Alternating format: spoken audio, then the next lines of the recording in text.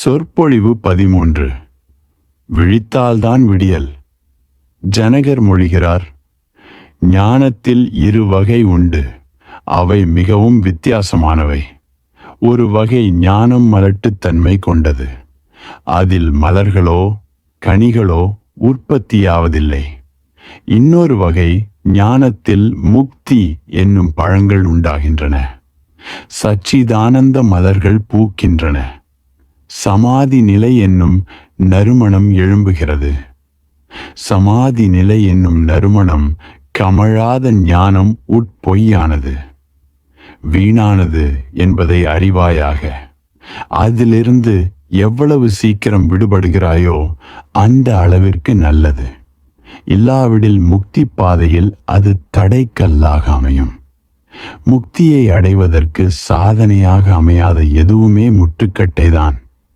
பணம் கூட பெரிய தடையில்லை, ஏனெனில் அது மோட்ச வழிக்கான சாதனமே இல்லை. அதன் மூலம் மோட்ச பயணத்திற்கு ஆதரவு எதுவும் கிடைக்காது. அது மோட்சத்துடன் சம்பந்தப்படாதது என்பது தெரிந்த விஷயமே. ஆனால் போலி ஞானம் ஆபத்தானது.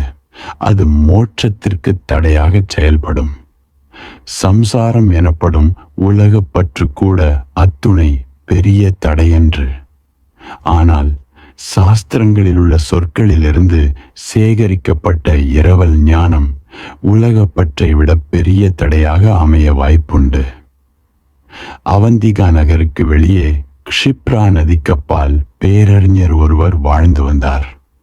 அவரது புகழ் நெடுந்தொலைவு வரை பரவியிருந்தது.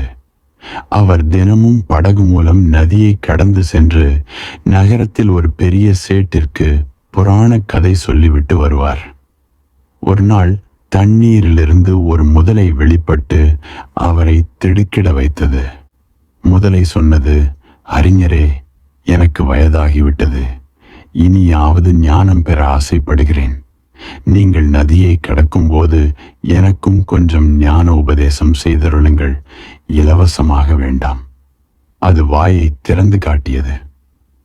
அதன் வாயில் அடக்கி வைக்கப்பட்டிருந்த வைர மாலை மின்னியது. அதை பார்த்த அறிஞர் இதுவரை தான் கதை சொல்லி வந்த வணிகரை மறந்துவிட்டார். தினமும் முதலைக்கு புராண கதை சொல்லலானார். முதலை அவருக்கு தினமும் சன்மானம், வைரமாலை, முத்து மாலை, மாணிக்க மாலை என்று அளித்து வந்தது. சில நாள் கழித்து முதலை சொன்னது, அறிஞரே, என் ஆயுள் முடியும் காலம் நெருங்கிக் கொண்டிருக்கிறது. என்னை எடுத்துச் சென்று திரிவேணியில் விடுங்கள். பரிசாக பானை நிறைய ரத்தினங்கள் தருகிறேன். அறிஞர் அவ்வாறே செய்தார். முதலையை திரிவேணியில் விட்டார். பரிசாக கிடைத்த பானையில் ரத்தினங்கள் உள்ளனவா என்று சரிபார்த்தார். அவர் விடை பெற்று கிளம்பும் போது முதலை சிரித்தது. என்ன விஷயம்? எதுக்காக சிரிக்கிறாய் என்று அறிஞர் வினவினார். நான் சொல்ல மாட்டேன். நீர் காரணம் அறிய வேண்டுமானால் அவந்திகாவில் மனோகர் என்ற சலவைக்காரரின் கழுதையிடம் விசாரியும் என்றது முதலை. இன்னொருவரிடம் கேட்டா எதையும் தெரிந்து கொள்வது, அதுவும் ஒரு கழுதையிடம் கேட்டா என்று அறிஞருக்கு ஆழ்ந்த வருத்தம் ஏற்பட்டது. அதை ஊகித்த முதலை அவருக்கு ஆறுதல் கூறியது. என் பேச்சை தப்பாக நினைக்காதே. கழுதை என் நீண்டகால நண்பன். சலவைக்காரர் துணி துவைக்கையில் அந்த கழுதை நதிக்கரையில் நின்றபடி சிந்தனையில் ஆழ்ந்திருக்கும். அது ஒரு ஞானி. அதனுடன் பழகியதால் தான் என் மனத்திலும் சிறிதளவு ஞானம் தோன்றியது. எனவே நீ திரும்பிச் செல் என்றது முதலை. அறிஞர் ஊர் திரும்பினார். கழுதையிடமா கேட்பது என்று வருத்தமாக இருந்தார். அமைதி இழந்தார். இரவில் தூக்கம் வரவில்லை. முதலை ஏன் சிரித்தது? சிரிப்பின் ரகசியம் கழுதைக்கு எப்படி தெரியும் என்று குழம்பினார். பிறகு ஒருவாறாக மனத்தை திடப்படுத்தி கொண்டு கழுதையிடம் சென்றார். கழுதையாரே, முதலை ஏன் சிரித்தது? என்ன காரணம்? உன்னால் விளக்கிக் கூற முடியுமா என்று கேட்டார். கழுதையும் சிரித்தது. சரி கேள். நான் சென்ற பிறவியில் ஓர் அரசரின் அமைச்சராக இருந்தேன். ஒரு நாள் அரசர் சொன்னார், எனக்கு மிகவும் வயதாகிவிட்டது.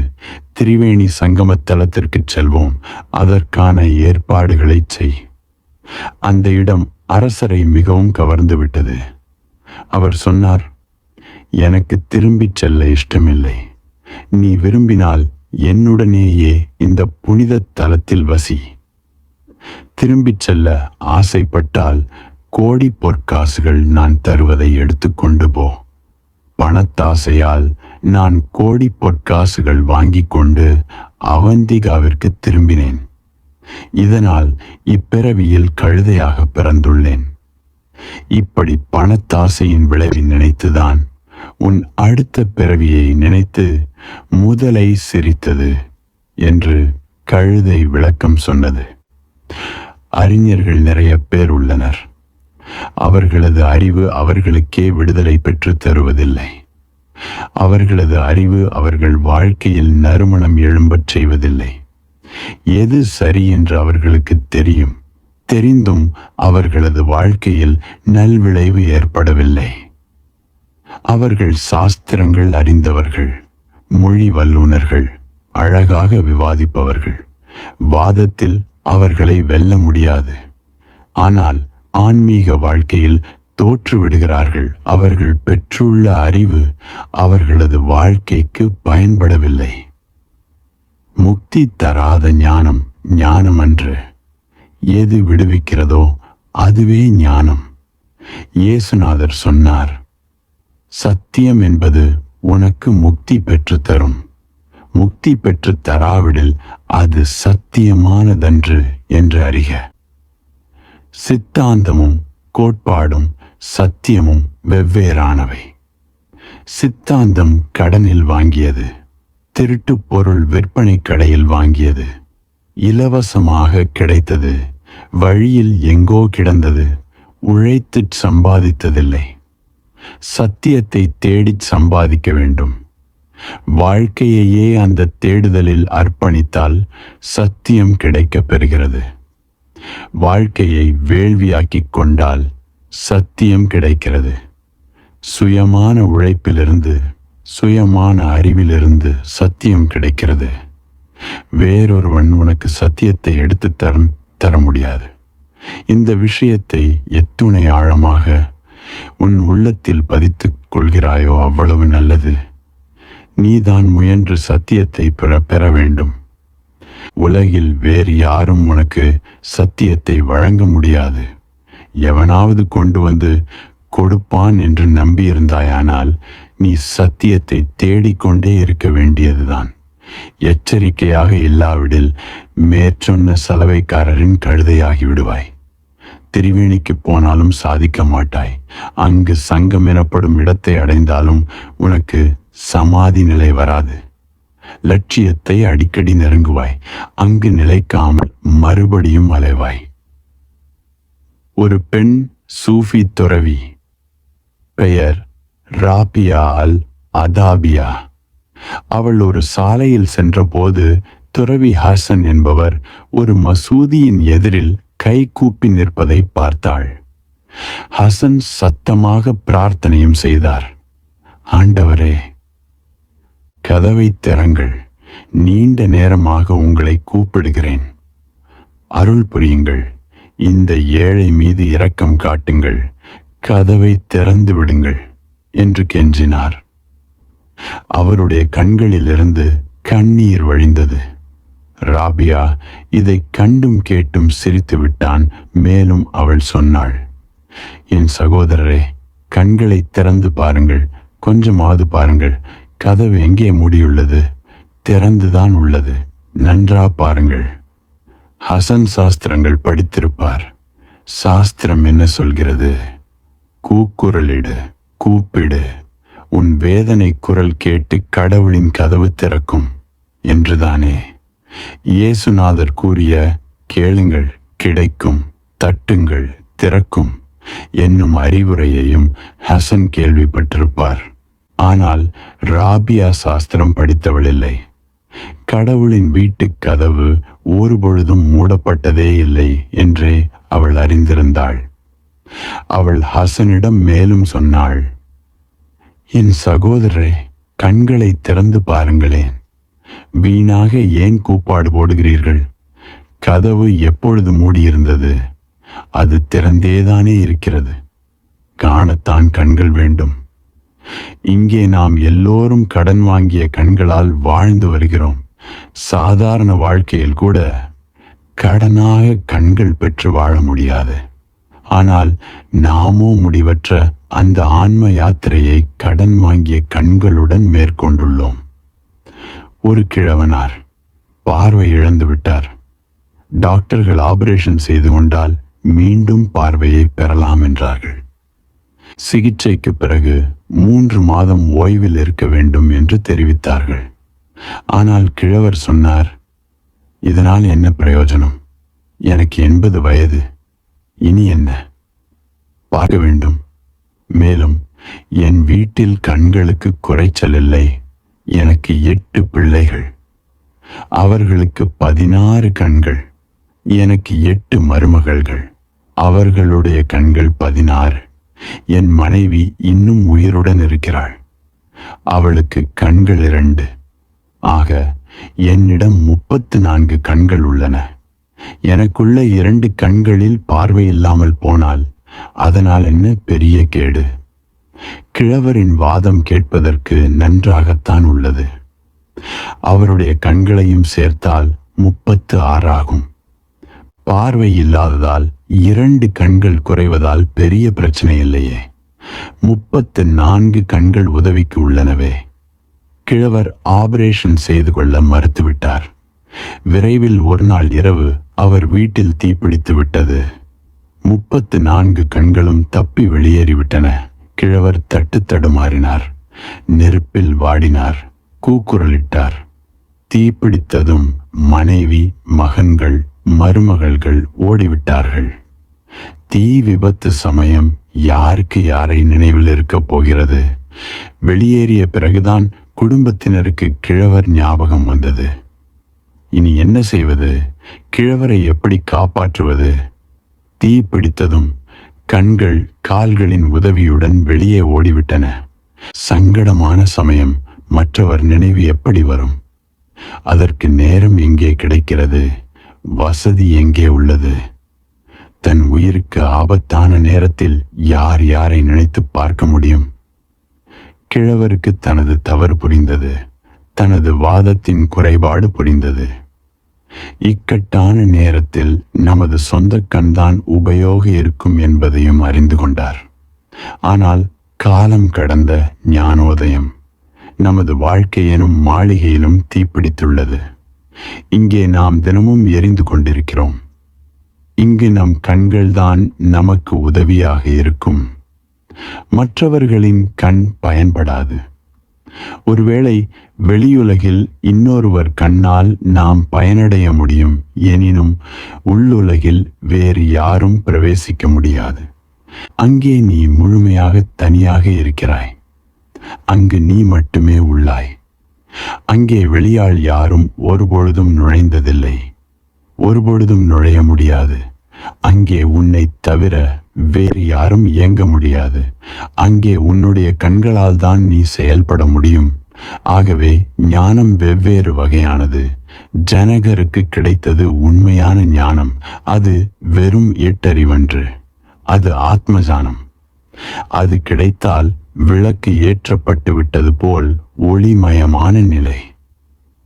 ஒரு சூஃபி மார்க்க கதை. ஓர் இளைஞன், சத்தியத்தை தேடுபவன், குருவிடம் சென்றான். ஐயனே, என் மனத்தில் சாந்தி எப்படி ஏற்படும்? அதற்கு நான் என்ன செய்ய வேண்டும்? என் உள்ளத்தில் மண்டியுள்ள இருள் எப்படி விலகும்? என்னை கட்டி போட்டுள்ள அறியாமை மயக்கம் என்னும் வலை எப்படி அறுபடும்? எனக்கு ஏதாவது வழிகாட்டுங்கள் என்று வேண்டினான். குரு சிறிது நேரம் அவனை உற்று பார்த்தார். பிறகு தன்னருகில் இருந்த சூஃபி தத்துவ நூல் ஒன்றை அவனிடம் கொடுத்து, இதை படி, ஆழ்ந்து படி, இதில் மூழ்கிவிடு, உன் மனம் அமைதி பெறும் என்று கூறி அனுப்பி வைத்தார். இளைஞன் அந்நூலை ஆழ்ந்து பயின்றான். சில நாள் கழித்து குருவிடம் வந்தான். ஐயனே, தாங்கள் சொன்னது சரிதான். ஆனால் முற்றிலும் சரி என்று சொல்லிவிட முடியாது. நான் நூல்கள் படிக்கிறேன், அவற்றில் ஆழ்கிறேன், என்னையே மறந்து விடுகிறேன். புனிதர்களின் உபதேசங்களை படிக்கையில் வேறு உலகிற்கே சென்று விட்டது போல் உணர்கிறேன். உள்ளத்தில் பெரிய பெரிய விளக்குகள் ஜொலிக்கின்றன. விசாலமான தாமரை பூக்கள் மலர்கின்றன. ஆனால் புத்தகத்தை மூடியதும் எல்லாம் மூடப்பட்டு விடுகின்றன. தாமரைகள் விடை பெற்று விடுகின்றன. விளக்குகள் அணைந்து விடுகின்றன. பிறகு அதே இருட்டு, அதே பழைய இருட்டு. அடிக்கடி எல்லாம் இழக்கப்பட்டு விடுகிறது. ஞானச் செல்வம் உருவாகவில்லை, அது ஒரு கனவென நினைக்க தோன்றுகிறது என்று உருக்கமாக கூறினான். குரு சிரித்தார். அவர் சொன்னார், 2 பேர் புனித தல யாத்திரையாக கிளம்பினர். ஒருவன் கையில் லாந்தர் விளக்கு, இன்னொருவன் கையில் விளக்கில்லை. ஆனால் இருவருக்கும் ஒரு விளக்கே போதுமானதாக இருந்தது. சில நாள் யாத்திரைக்கு பின் விளக்கு வைத்திருந்தவன் வேறு வழியில் செல்ல வேண்டியிருந்தது. அவன் பிரிந்து சென்று விட்டான், கவலை ஏதுமின்றி. அச்சமின்றி அவனது விளக்கொளியால் பயன்பெற்ற 2வது பயணி திடீரென இருளால் சூழப்பட்டான். பயந்தான், நடுங்கினான். குரு தொடர்ந்தார், சாஸ்திர படிப்பும் இதே போன்றதுதான். நீ சாஸ்திரம் படிக்கும்போது இன்னொருவர் காட்டும் விளக்கொளியில் சிறிது காலம் நடக்கிறாய். அந்த இரவல் ஒளியில் எல்லாம் தெளிவாக காட்சி தருகின்றன. ஆனால் இன்னொருவருடையதான பிரகாசம் உனக்கு நிரந்தரமாக சொந்தமாகிவிட முடியாது. பாதைகள் பிரிந்து விடுகின்றன. சாஸ்திரம் ஒரு பாதையில் செல்கிறது, நீ வேறு பாதையில் நிற்கிறாய். பாதை மாறியதால் இதுவரை கிடைத்த ஒளி நீங்கி உன்னை இருட்டு சூழ்ந்து விடுகிறது. சத்சங்கத்தில் புனிதர்களின் தொடர்பில் உனது உள்ளேயும் நிறைய தடவை ஞான விளக்கு ஒளிர்கிறது. ஆனால் அது உனக்கு சொந்தமான விளக்கில்லை. அதன் வெளியே சத்குருவின் விளக்கின் தோற்றம் தெரிகிறது. அது வெறும் பிரதிபிம்பம். சாஸ்திர நூல்களை படிக்கையில் உன் நாசி ஆன்மீக நறுமணத்தால் நிறையலாம். ஆனால் அது உனது மனமில்லை. அது வேறு ஒருவருக்கு சொந்தமானது. அது வெளியிலிருந்து வந்த மனம். அது உள்ளே ஊறி கிளம்பவில்லை. அது சீக்கிரமே மறைந்துவிடும்.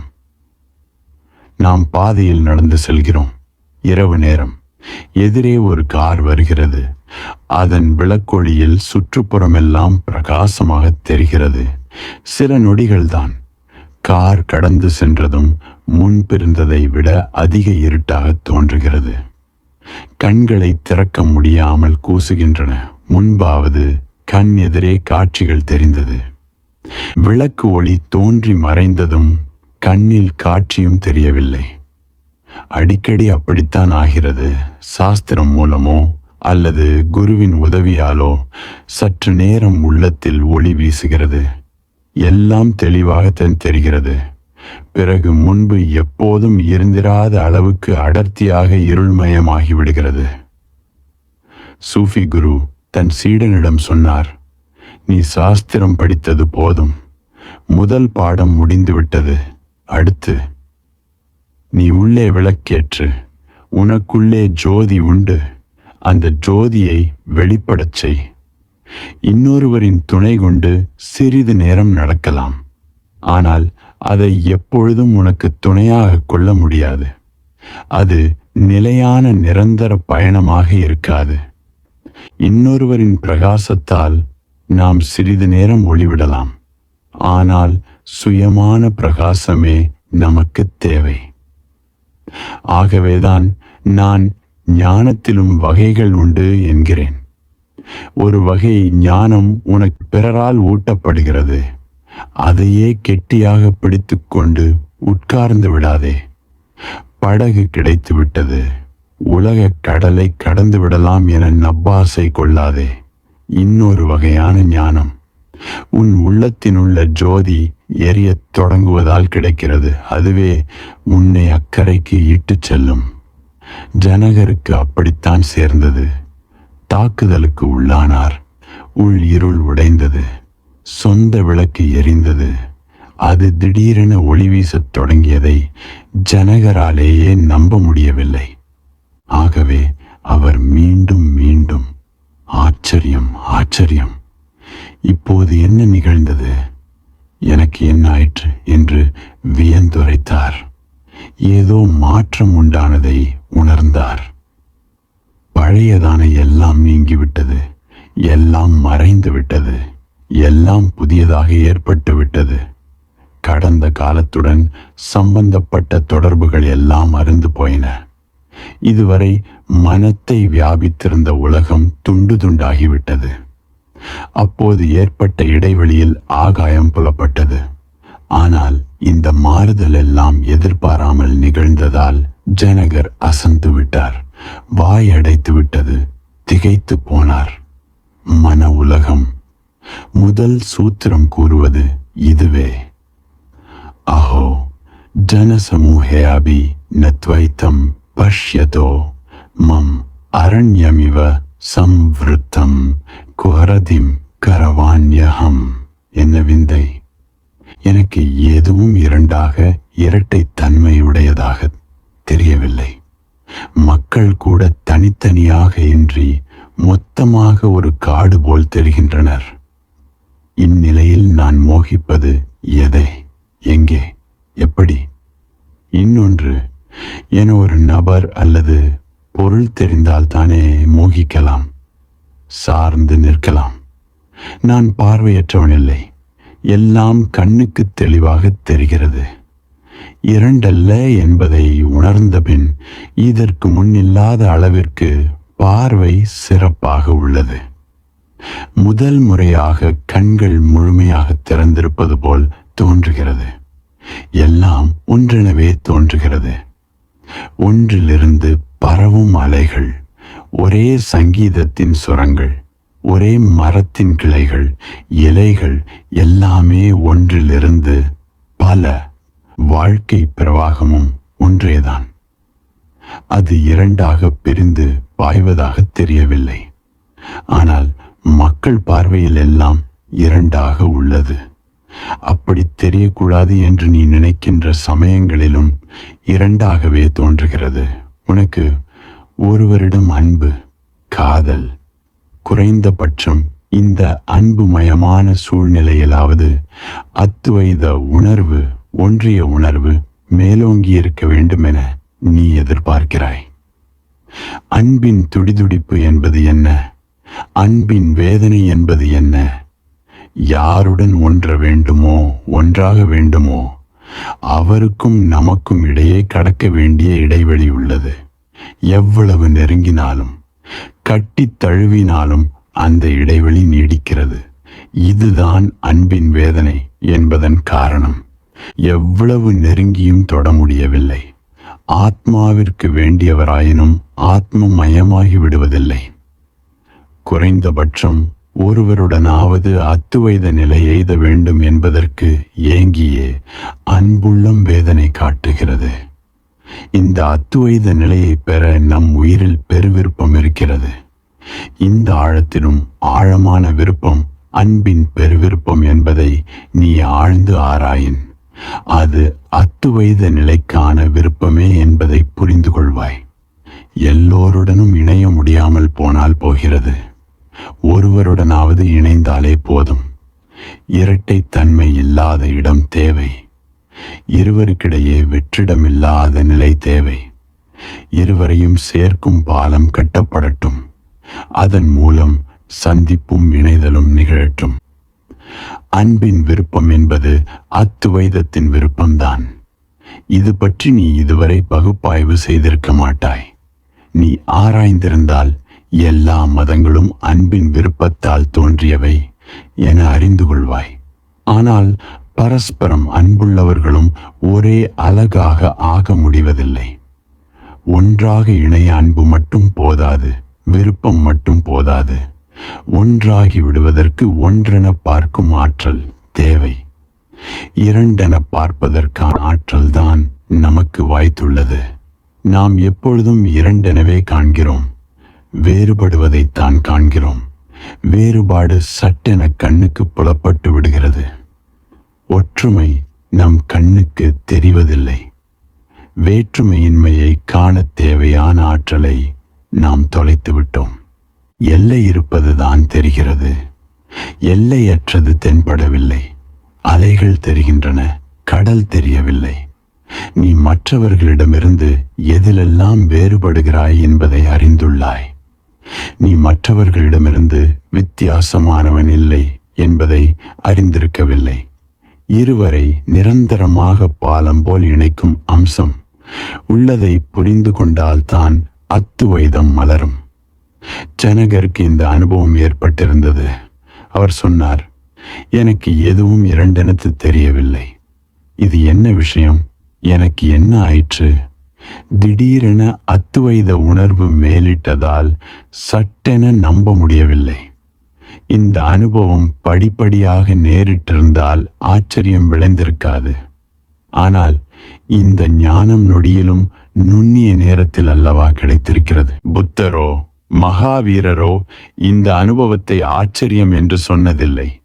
ஏனெனில் அவர்களுக்கு அது மெதுவாக கிடைத்தது, படிப்படியாக கிடைத்தது. கூரையை கிழித்து கொண்டு கொட்டவில்லை. நீ ஒவ்வொரு பைசாவாக சேர்த்து காலப்போக்கில் கோடி ரூபாய் சேர்த்து விட்டால் ஆச்சரியம் உண்டாகாது. ஆனால் சாலை ஓரத்தில் கோடி ரூபாய் கிடந்து உனக்கு கிடைத்தால் உன்னால் நம்ப முடியாது. உண்மையிலேயே எனக்கா பணம் கிடைத்தது, அல்லது நான் கனவு காண்கிறேனோ என்று உன் கண்களை பலமுறை கசக்கி பார்ப்பாய். ஏனெனில் இதுவரையிலான உன் வாழ்க்கை முழுவதும் நீ எதை தொட்டாலும், பொன்னை தீண்டினாலும் அது மண்ணாகி போனது என்பதே உன் அனுபவமாக இருந்து வந்திருக்கிறது. ஆனால் இன்றோ நடக்க முடியாதது நிகழ்ந்துள்ளது. மண் பொன்னாகி இருக்கிறது. உனக்கு உன் மீதே நம்பிக்கை ஏற்படுவது சிரமம்தான். உன்னால் சட்டென்று ஒப்புக்கொள்ள முடியாத நிகழ்ச்சி இது. ஒரு கிரணத்தை உனக்குள் அடக்கிக் கொண்டு இரண்டாவதற்கு தயார்படுத்தி கொள்ள முடியும். ஆனால் ஜனகருக்கு ஏற்பட்ட அனுபவம் நள்ளிரவின் கும்மிருட்டில் திடீரென சூரியன் உதித்தது போன்றது. பழைய பிறவிகளின் அனுபவங்கள் எல்லாம் தவறானவை என புரிந்தது. எப்பொழுதும் காலையில் உதித்து கிளம்பும் சூரியன் திடீரென நள்ளிரவே உதித்து விட்டது போலிருந்தது. அல்லது 1000 சூரியன்கள் ஒரே சமயம் உதித்தது போல் இந்த அனுபவம் இருந்ததாக நம்பலாம். ஆனால் முதலில் மனத்தில் தோன்றும் எண்ணம் தனக்கு பைத்தியம் பிடித்து விட்டதா என்பதுதான். ஆகவே இத்தகைய அபூர்வமான அனுபவம் நிகழும்போது குருவில் அருகில் இருப்பது அவசியமாகும். எல்லாவிடில் அனுபவம் பெற்றவன் பைத்தியமாகி விடுவான். ஜனகருக்கு பைத்தியம் பிடிக்கவில்லை. ஏனெனில் அருகில் அஷ்டாவக்கிரர் இருந்தார். அவர் நம்பிக்கையூட்டக்கூடியவர், ஆறுதல் தரக்கூடியவர். எனினும் அவர் அமைதியாக ஜனகரின் பேச்சை கேட்டுக்கொண்டிருந்தார். தான் ஒரு வார்த்தை கூட சொல்லவில்லை.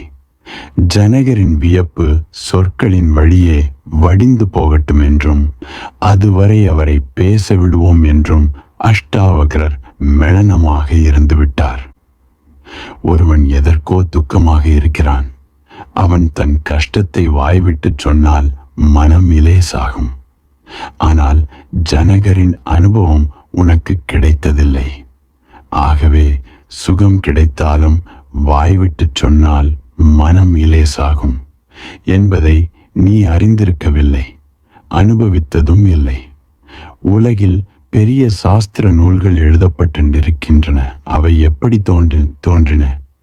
ஆனந்தமான ஆத்ம அனுபவம் ஏற்பட்டவர்களுக்கு அதை சொல்லாமல் இருக்க முடியவில்லை. சொல்லத்தான் நேர்ந்தது. அதை வெளியிட்ட பின் மனம் இலகுவாகியது. 4 பேருக்கு சொன்ன பின் பாரம் குறைந்தது. துன்பத்தில் மட்டுமன்று, சுகத்திலும் அடர்ந்த வேதனை ஏற்படுகிறது. ஆனால் மதுரமான வேதனை, அம்பு வருடியது போன்ற உணர்வு. இனிமையாக முணுமுணுக்க, பாட, ஆட வேண்டும் என்று துடிப்பு ஏற்படுகிறது. ஆகவேதான் மீராபாய் பாதங்களில் சதங்கை அணிந்து சுழன்றாடினார். ஆடித்தான் தீர வேண்டும். உள்மனத்தில் ஏற்பட்ட அனுபவம் வலுவானது. அது உன்னை உழுக்காவிட்டால் அந்த அனுபவம் உண்மையில் ஏற்பட்டிருக்காது. உன்னை கூத்தாட வைக்காவிட்டால் அந்த அனுபவம் முழுமையானதன்று. உன்னை குலுங்க வைக்காவிட்டால் அது சந்தேகத்திற்குரியது. புயல் அடிக்கையில் இலை ஒடுங்குவது போல், ஆடுவது போல் ஜனகர் அதிர்ந்து போயிருப்பார். என்ன ஆச்சரியம்! எதுவும் இரண்டா தெரியலையே. என் கண்களுக்கு என்ன ஆயிற்று? இதுவரை எப்பொழுதும் இரண்டாகத்தானே பார்த்து வந்தேன். அநேகம் என்று பார்த்ததெல்லாம் இப்போது ஏகம் என்றாகிவிட்டது. ஒவ்வொருவனும் இன்னொருவனுக்குள் இணைந்து விட்டது போல தோன்றுகிறது. எல்லோருடைய எல்லைகளும் ஒன்றில் ஒன்றாக கலந்துவிட்டன. ஒன்று இன்னொன்றுக்குள் பிரவேசித்திருப்பது போல் காணப்படுகிறது. இப்படி ஏனாயிற்று? இதோ நீ இங்கே உட்கார்ந்துள்ளாய். ஜனகருக்கு ஏற்பட்ட அனுபவம் உனக்கும் ஏற்பட்டால் நீ என்ன காண்பாய் தெரியுமா? இங்கே இத்தனை பேர் உட்கார்ந்திருக்கிறார்கள் என்பதை அல்ல, என்ன விஷயம் என்பதைத்தான் காண்பாய். திடீரென இத்தனை பேரும் காணாமல் போய்விட்டது போன்ற உணர்வு.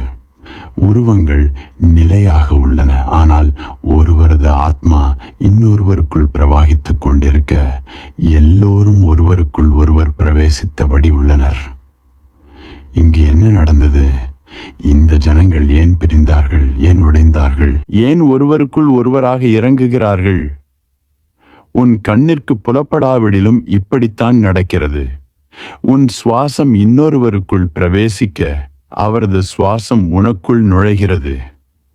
உன் உயிர் சக்தி இன்னொருவருக்குள் பிரவேசிக்க அவரது உயிர் சக்தி உனக்குள் நுழைகிறது.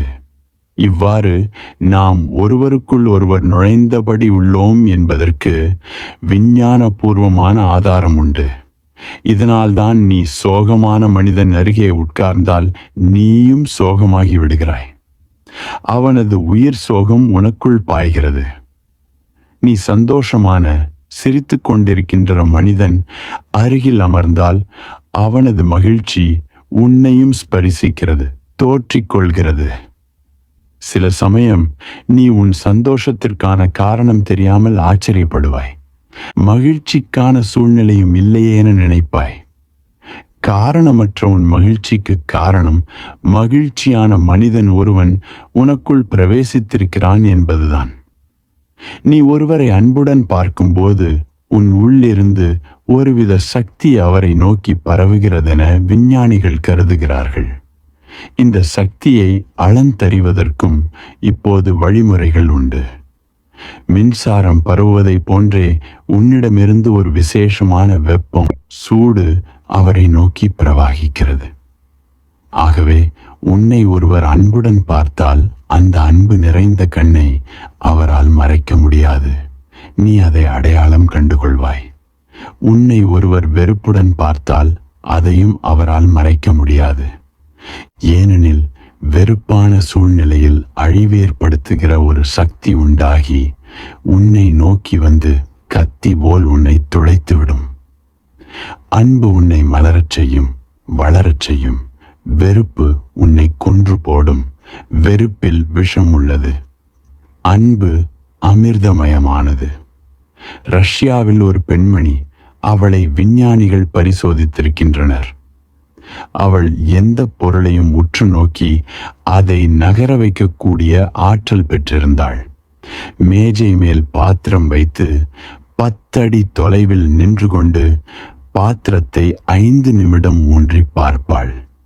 கண்கள் பாத்திரத்திலேயே பதிந்திருக்கும். பார்வை வீச்சால் பாத்திரம் ஆடத் தொடங்கும். இடப்பக்கம் போ என்று அவள் சொன்னால் பாத்திரம் இடது பக்கமாக நகரும். வலப்பக்கம் போ என்றால் பாத்திரம் வலப்பக்கமா சாயும். இதென்ன ரகசியம் என்று நிறைய ஆராய்ச்சி நடந்தது. இதை தவிர மேலும் ஒரு வியப்பூட்டும் விஷயம் தெரிய வந்தது. அந்த பெண்மணி மேற்கண்ட முயற்சியில் 5 நிமிடம் ஈடுபட்டால் அவளது எடை 1/2 கிலோ குறைவது அறியப்பட்டது. ஆகவே அவளிடமிருந்து நிச்சயமாக சக்தி வெளிப்பட்டிருக்க வேண்டும். அதாவது அவள் சக்தியை இழந்திருக்கிறாள். 5 நிமிட முயற்சியின் போது அவள் கணிசமான சக்தியை வெளியேற்றி இருக்கிறாள். அந்த சக்தி வந்து மோதியதால் அவள் விருப்பப்படி பாத்திரம் விலகியும் நகர்ந்தும் அசையாமலும் இருந்திருக்கிறது. அறிந்தோ அறியாமலோ நாம் ஒவ்வொருவரும் இன்னொருவருக்குள் பிரவாகித்துக் கொண்டிருக்கிறோம். சிலரது அருகாமையில் நீ அவர்களால் ஈர்க்கப்பட்டு இழுக்கப்படுவதை உணர்வாய். பெருக்கெடுத்தோடும் நதியில் இறங்கினது போல் உனக்கு தோன்றும். அவர்களுடன் காலம் கழித்தால் புதிதாக மலர்ந்தது போல் உணர்வாய். அவர்களுடன் வசிக்கையில் வாழ்க்கை பிரவாகிப்பது, வேகம் எடுப்பது புரிய வரும். வேறு சிலருடன் நீ சம்பந்தப்பட்டால் நீ அமுக்கப்பட்டவனாக அறையில் அடைக்கப்பட்டவன் போல் உணர்வாய். பிரவாகிக்க மனிதன் தேங்கி போனால் வாழ்க்கை முடிவதில்லை. ஆனால் தேக்கத்தினால் வாழ்க்கை நாறுவது போல் தோன்றும். எல்லாம் தடைப்பட்டுவிடும். எல்லா கதவுகளும் வாசல்களும் அடைக்கப்பட்டுவிடும். காற்று வராது, வெளிச்சம் கிடைக்காது. நீ பொதுவாக சாது மகாத்மாக்கள் என்று கூறுபவர்கள் இத்தகையவர்கள்தாம் என்பதை நீ அறிந்திருப்பாய், பார்த்தும் இருப்பாய். அவர்கள் அருகில் சிறிது நேரம் மட்டும் அமர்ந்திருப்பாய். ஆனால் சரிதான். ஆனால் எந்த மகாத்மாவுடனும் 24 மணி நேரம் சேர்ந்திருப்பது மிகவும் கடினம். அவர் உன் உயிரை பிடுங்கி எடுத்து விடுவார். அவருடன் இருக்கையில் நீ சத்தமாக சிரிக்க முடியாது, கிண்டல் வேடிக்கை செய்ய முடியாது, பாட்டை முணுமுணுக்க முடியாது. அவரே அடைபட்டு போனவர். உன்னையும் அடைத்து போடுவார். அவர் திமிருடன் வீற்றிருக்கிறார். உன்னிடமும் திமிர் காட்டுவார். அவர் தன்னை சுற்றிலும் உள்ள கதவுகள், வாயில்களை மூடிக்கு கொண்டு விட்டார். தனக்கு சமாதி கட்டி முடித்து விட்டார்.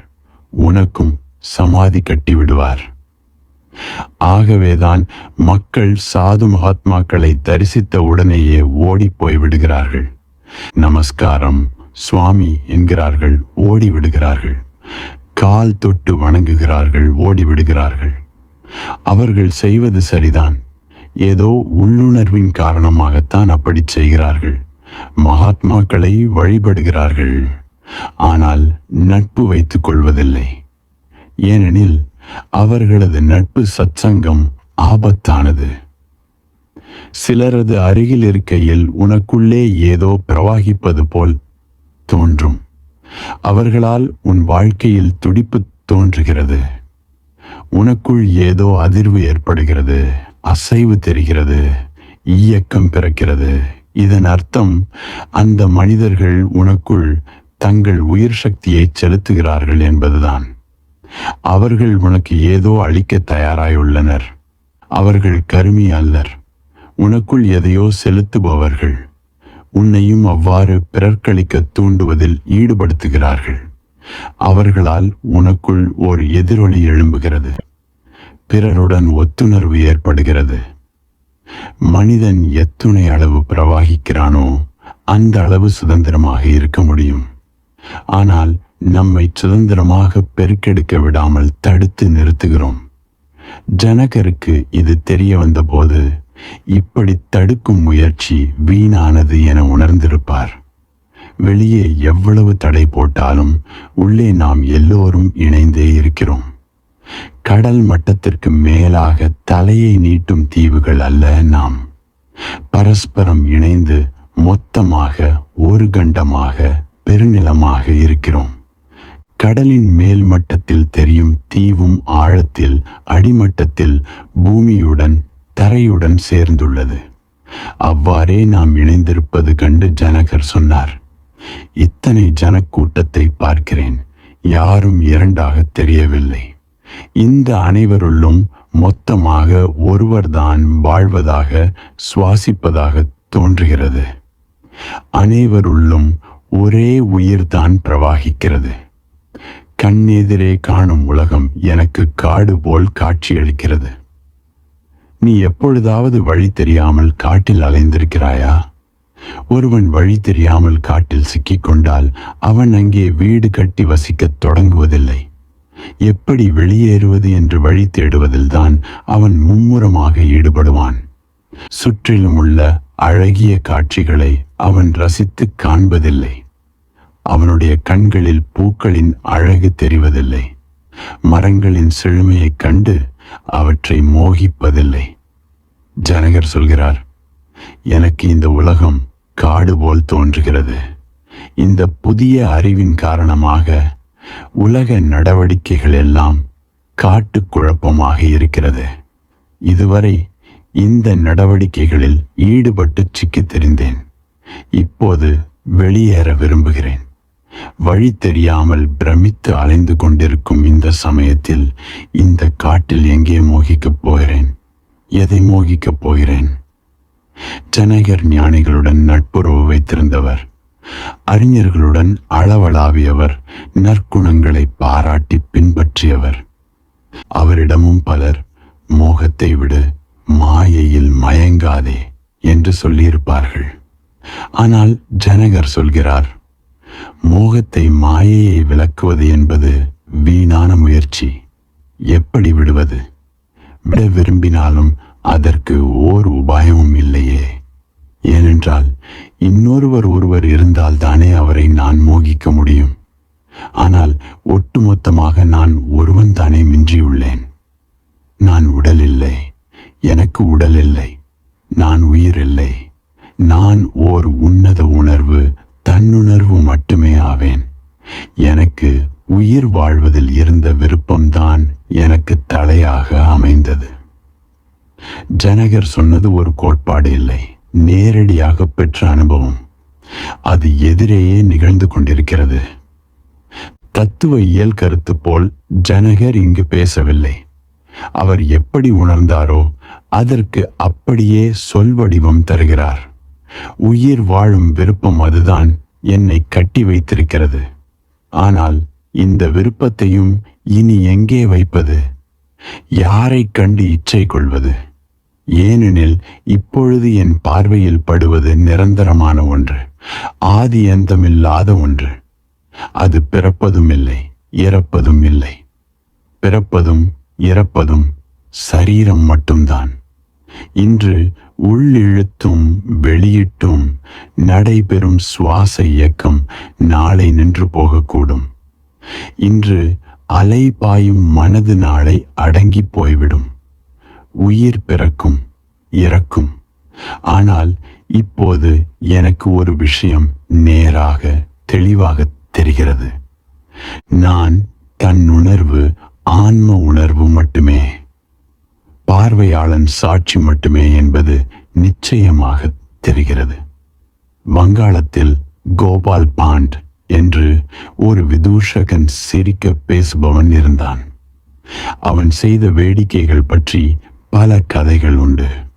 அவன் ஒரு நவாப்பின் தர்பாரில் விதூஷகனாய் இருந்து எல்லோரையும் சிரிக்க வைத்து கொண்டிருந்தான். தர்பார் அலுவலர்களுக்கு அவன் மீது வயிற்றெரிச்சல். ஏனெனில் அவன் நவாப்பிற்கு பிரியமானவனாகிவிட்டான். சிரிக்க வைப்பவன் பிரியமானவனாக ஆகிவிடுவது இயற்கைதானே. அவன் சிறப்பான அறிவு மேதையாகவும் இருந்தான். இதனாலும் மற்றவர்களுக்கு அவன் மீது பொறாமை. அவனை வெல்ல எவ்வளவோ யோசித்து பார்த்தனர். ஆனால் ஓர் உபாயமும் கிடைக்கவில்லை. ஒரு நாள் தர்பார் அதிகாரிகள் சிலர் அவனை பிடித்து மிரட்டினார்கள். உன் மேதைத்தனத்தின் ரகசியத்தை நீ இப்போது வெளியிட்டுத்தான் ஆக வேண்டும். ஊரில் உன்னை பற்றி ஒரு வதந்தி பரவியுள்ளது. நீ ஏதோ செத்து வேலை செய்து சுகதாமணிக்கல்லை பெற்றுவிட்டாய் என்கிறார்கள். அதன் மூலம் நீயும் சுகமாக உள்ளாய், மற்றவர்களையும் சந்தோஷப்படுத்துகிறாய். இதுதான் உன் வியப்பூட்டும் செயல்களுக்கும் செல்வாக்கிற்கும் காரணம். அந்த சுகதாமணியை எங்களுக்கு கொடுத்துவிடு, இல்லாவிட்டால் உனக்கு நல்லதில்லை என்றனர். அதிகாரிகள் அவனை அடித்து உதைக்க ஆரம்பித்தனர். கோபால் சொன்னான், பொறுங்கள், நீங்கள் சொல்வது சரிதான். அந்த வதந்தி உண்மைதான். ஆம், என்னிடம் சுகதாமணி உள்ளது. ஆனால் யாராவது திருடிவிடக்கூடாது, பிடுங்கிக் கொள்ளக்கூடாது என்பதற்காக அதை காட்டில் புதைத்து வைத்திருக்கிறேன். நான் இடம் சொல்கிறேன், நீங்கள் தோண்டி எடுத்துக் கொள்ளுங்கள். பௌர்ணமி இரவு கோபால் அதிகாரிகளை அழைத்து கொண்டு காட்டிற்குள் போனான். ஒரு மரத்தின் கீழே உட்கார்ந்தான். எங்கே புதைத்துள்ளாய் என்று மற்றவர்கள் கேட்டனர். அவன் சொன்னான், அதை தெரிந்து கொள்ள ஒரு சூத்திரம் உள்ளது. எந்த இடத்தில் நின்று கொண்டால் சந்திரன் உங்கள் தலைக்கு நேர்மேலே பிரகாசிக்குமோ அங்குதான் அந்த மணி புதைந்துள்ளது. அதிகாரிகள் அங்குமிங்குமாக ஓடினார்கள், இடத்தை தேடினார்கள். பௌர்ணமி ஆதலால் ஒவ்வொரு அதிகாரியும் தன் தலைக்கு நேர்மேலேதான் சந்திரன் இருப்பதை போல் உணர்ந்தான். ஆகவே அவர்கள் ஆங்காங்கே தோண்டத் தொடங்கினார்கள். இரவு முழுவதும் பல இடங்களில் தோன்றினார்கள். அந்த நேரத்தில் கோபால் நன்றாக தூங்கினான்.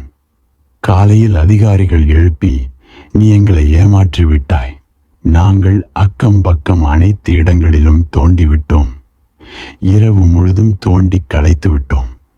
அந்த சுகதாமணி எங்கும் கிடைக்கவில்லை என்று சத்தம் போட்டனர். கோபால் சிரித்தான். எங்கே தலை மீது சந்திரன் பிரகாசிக்கிறதோ அங்குதான் சுகதாமணி புதைந்திருப்பதாக சொன்னேன். பூமிக்குள் புதைந்து கிடப்பதாகவா சொன்னேன்? சந்திரனின் ஒளி உங்கள் தலையில் பட்டது. அங்கு மூளை உள்ளது. சுகதாமணி அதற்குள் தான் புதைந்துள்ளது என்று விளக்கினான். 6. ஆம், அது உங்கள் ஆன்ம உணர்வில் புதைந்துள்ளது. சாட்சி மனப்பான்மையில் அமைந்துள்ளது. சாட்சி போல் இருப்பவன் சுகமாக உணர்வான். இதைத்தான் ஜனகரும் சொன்னார். நான் உடல் இல்லை, எனக்கு உடல் இல்லை, நான் உயிர் இல்லை. நிச்சயமாக நான் தன்னுணர்வு மட்டுமே ஆவேன். வாழ்வதில் இருந்த விருப்பம்தான் எனக்கு தடையாயிற்று. வாழ்க்கையில் ஒரே கட்டுத்தடை நாம் வாழ விரும்புகிறோம் என்பதுதான். இது மிகவும் வியப்பூட்டும் விஷயம். நீ பார்த்திருப்பாயே, பிச்சைக்காரன் ஒருவன், கை கால் முடமானவன், மரணத்தை நெருங்கிவிட்டவன், உடலை தரையில் தேய்த்து கொண்டு சாலையில் பிச்சை எடுக்கிறான். ஆனாலும் உயிர் வாழ விரும்புகிறான். நீ அவனிடத்தில் இருந்தால் தற்கொலை செய்து கொண்டிருப்பாய் என நினைக்காதே. அது அவ்வளவு சுலபமன்று. உயிர் வாழும் ஆசை மிகவும் ஆழமானது. எப்படிப்பட்ட சூழ்நிலையிலும் மனிதன் உயிருடன் இருக்கவே விரும்புகிறான்.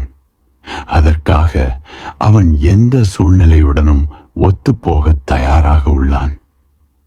சிலர் தற்கொலை செய்து கொள்கிறார்களே, அது எப்படி என்று நீ கேட்க நினைக்கலாம்.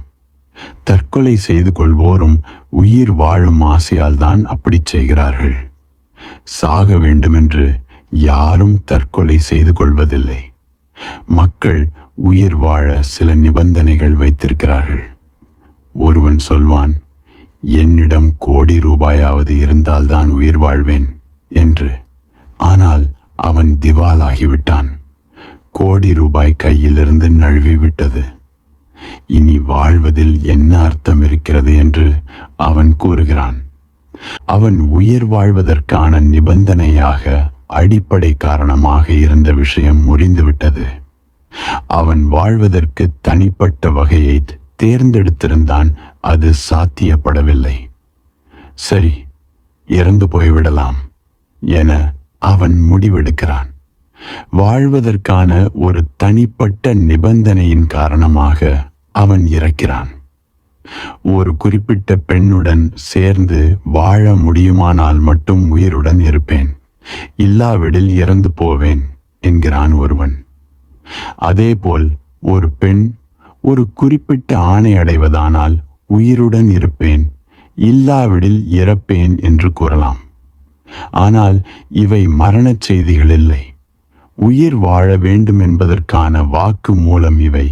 வாழ விரும்பும் விதத்தில் வாழ முடியாவிடில் மக்கள் இறப்பதற்கு தயாராகிவிடுகிறார்கள். சுருக்கமாக, வாழ்வதற்காக மக்கள் இறக்கக்கூட தயாராக உள்ளனர். தற்கொலை என்பது உண்மையாகவே நடைபெறுமானால் அது புத்தர், மகாவீரர், அஷ்டாவக்ரர், ஜனகர் போன்றோருடன் சம்பந்தப்பட்டிருக்கும். அவர்கள்தான் சரியாக தற்கொலை செய்து கொள்ளக்கூடியவர்கள். ஏனெனில் அவர்களுக்கு மறுபிறவி கிடையாது. வாழ்வதற்காக இறப்பது ஒரு புறம் இருக்கட்டும், அவர்கள் வாழ்வதற்காக வாழக்கூட விரும்பவில்லை. வாழும் ஆசையே ஓர் ஏமாற்று வேலை என்பதை அவர்கள் அறிந்திருந்தனர். இதை சரியாக புரிந்து கொள்ள வேண்டும்.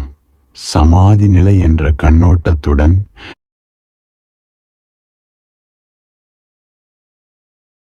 தியானம் என்ற கண்ணோட்டத்துடன் பார்த்தால் வாழ்க்கை என்பது இருக்கத்தான் செய்கிறது.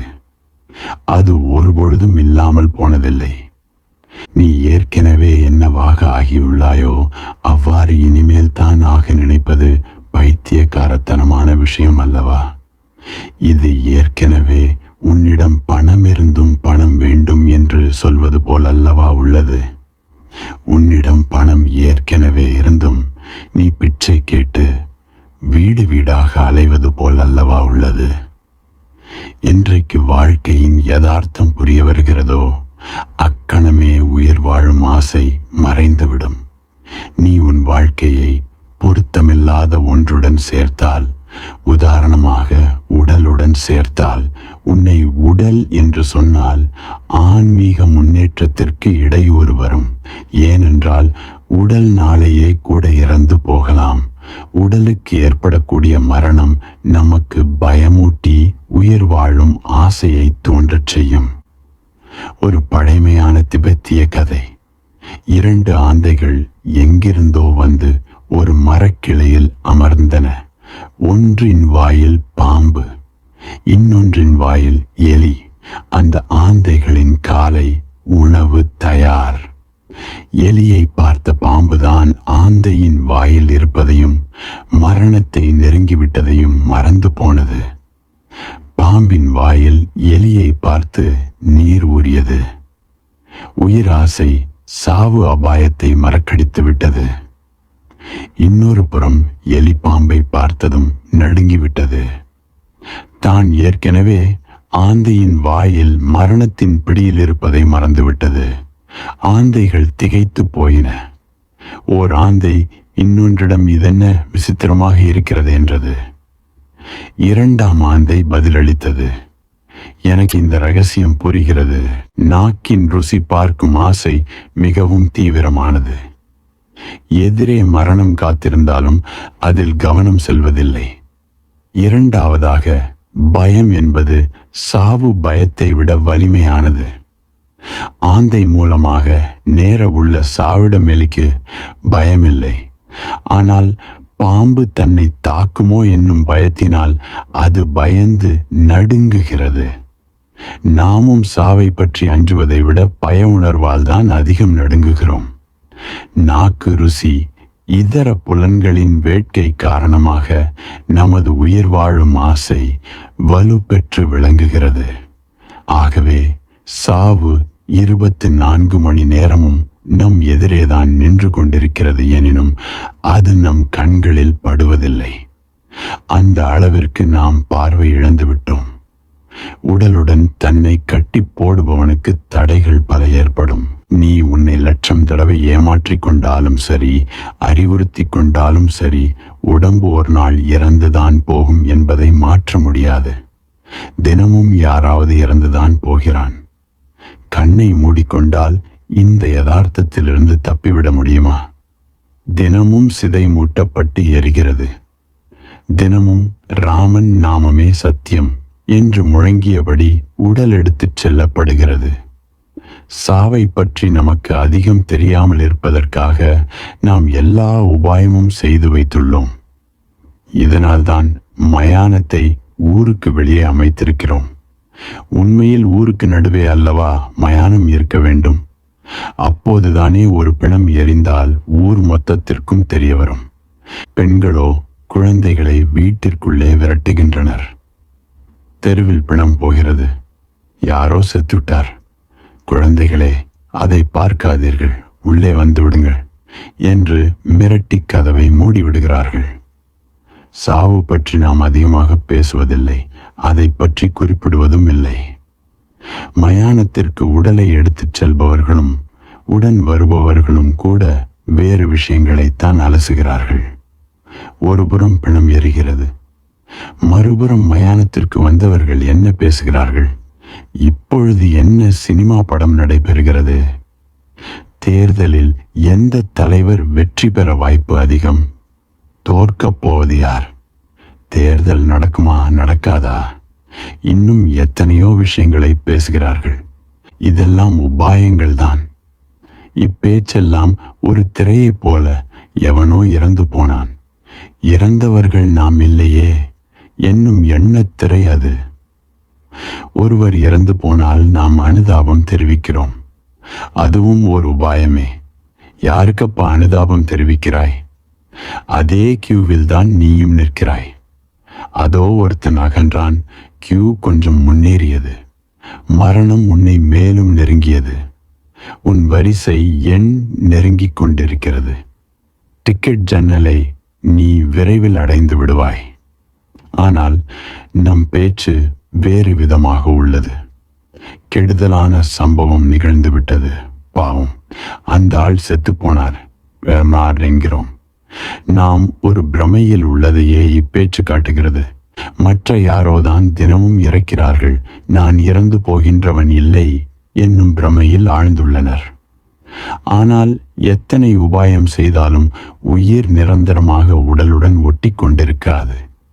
ஆயுளை 100 வருஷம் 200 வருஷம் என்று நீட்டிக்கொண்டே போனாலும் அடிப்படையில் மாறுதல் இல்லை. ஆயுளை நீட்ட விஞ்ஞானம் எப்படியும் ஏற்பாடு செய்யும். இதனால் என்ன மாறுதல் ஏற்படும்? சாவை கொஞ்சம் தள்ளி போகச் செய்யலாம். ஆனால் அது காத்து கொண்டுதான் இருக்கும். அதை சிறிது தூரம் இடித்து தள்ளலாம். ஆனால் அது போய்விடாமல் நின்று கொண்டிருக்கும். உயிர் போய்விடுமோ, உடல் போய்விடுமோ என்று பயந்து நாம் நிலைத்து நிற்க வேண்டும். அதற்கு உயிர் வாழ வேண்டும் என்று ஆசைப்படுகிறோம்.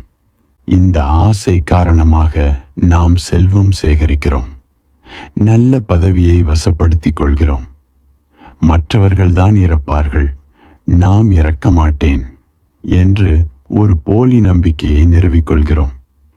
இப்படி பல விதமாக பந்தோபஸ்து செய்து கொள்கிறோம். ஆனாலும் சாவு வரத்தான் செய்கிறது. ஒருவன் தன் உடலுடன் தன்னை இணைத்து பார்ப்பது தன்னையே ஏமாற்றிக் கொள்வதே என்று வேறில்லை. இந்த சுய ஏமாற்று வேலை என்ற படுதாவை அவ்வப்போது ஒதுக்கி சாவு காட்சி தந்தபடி இருக்கும். சாவை உணரும் அதே அளவிற்கு உயிர் வாழும் ஆசையும் உண்டாகும். அதே அளவிற்கு மனிதன் பயத்தின் காரணமாக வாழ்க்கையை கெட்டியாக பிடித்துக் கொள்கிறான். அது நழுவி போய்விடுமோ என்று கவலைப்படுகிறான். ஜனகருக்கு வேறு விதமாக தோன்றியது. இதென்ன வேடிக்கை! நாம் இறக்கவே முடியாது.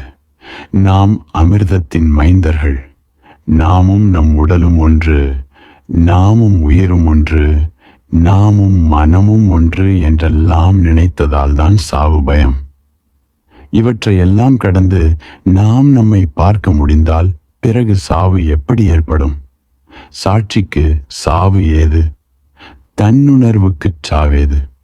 ஆக நம்மை கட்டி போடுவது உயிர் வாழ்வதில் உள்ள விருப்பம்தான். அகம் தேஹா ந, நான் உடல் அல்லன். மே தேஹா ந, உடல் என்னுடையது அன்று. அகம் ஜீவக ந, நான் ஜீவன் அல்லன். உயிர் என்று சொல்லப்படுகிற ஒன்று நான் அல்லன். அகம் ஹி சித், நான் நிச்சயமாக தன்னுணர்வு மெய்யுணர்வு ஆவேன். மே ஏவ பந்தயா ஜீவிதே ஸ்பிருஹா ஆசித், உயிர் வாழ வேண்டும் என்ற ஒரு வேட்கைதான் என்னை கட்டுப்படுத்திய தடை. நானேதான் ஜீவன் என்பதை இப்போது நான் அறிந்து கொண்டேன். இந்நிலையில் தனியாக பிரிந்து உயிர் வாழும் ஆசை என்பது பைத்தியக்காரத்தனம்தான். நான் மன்னாதி மன்னன் வீணாக, நான் பிச்சைக்காரனாக விளங்கியிருந்தேன். எல்லையற்ற கடல் போன்ற என்னிடமிருந்து மனம் என்னும் காற்றடித்து உலகம் எனப்படும் விசித்திர அலைகள் உற்பத்தியாகின்றன. காற்று வீச்சால் அமைதியான ஏரியிலும் கூட அலைகள் எழும்புகின்றன. அதுபோலவே மனம் என்னும் காற்று சாந்தமான என் ஆத்மாவில் 1000 அலைகளை எழச் செய்கிறது. அந்த அலைகள் என்னுடையவை அல்ல, நமக்கு எத்தனையோ விசித்திர கனவுகள் தோன்றுகின்றன. எவ்வளவு மாயை, மோகம், பேராசை நம் வாழ்வில் பரவியுள்ளது. எத்தகைய வலைகள் எல்லாம் நம்மை சிக்க வைக்க பின்னப்படுகின்றன. இந்த வலைகளில் மாட்டிக்கொள்வது வழக்கமாகிவிட்டால் பிறகு நாம் இவற்றிலிருந்து வெளியேற முடியாது. கிரேக்க நாட்டில் இசை கலைஞர் ஒருவர். யாராவது அவரிடம் இசை பயில வந்தால் அவர், நீ இதற்கு முன் வேறெங்காவது சங்கீதம் கற்றது உண்டா? சங்கீதம் பற்றி உனக்கு ஏற்கனவே என்ன தெரியும் என்று விசாரிப்பார். வந்தவன் அவரிடம் சங்கீதம் பற்றி தனக்கு ஒன்றுமே தெரியாது என்றால் கலைஞர் அவனுக்கு சொல்லித்தர அரை கட்டணம் வாங்குவார். வந்தவன் தனக்கு கொஞ்சம் சங்கீதம் தெரியும் என்றால் 2 மடங்கு கட்டணம் கேட்பார். அவ்வாறு அவரிடம் இருவர் வந்தனர். ஒருவர் இசை பற்றி ஒன்றுமே அறியாதவர். இன்னொருவர் ஏற்கனவே புகழ்பெற்ற இசை கலைஞர்.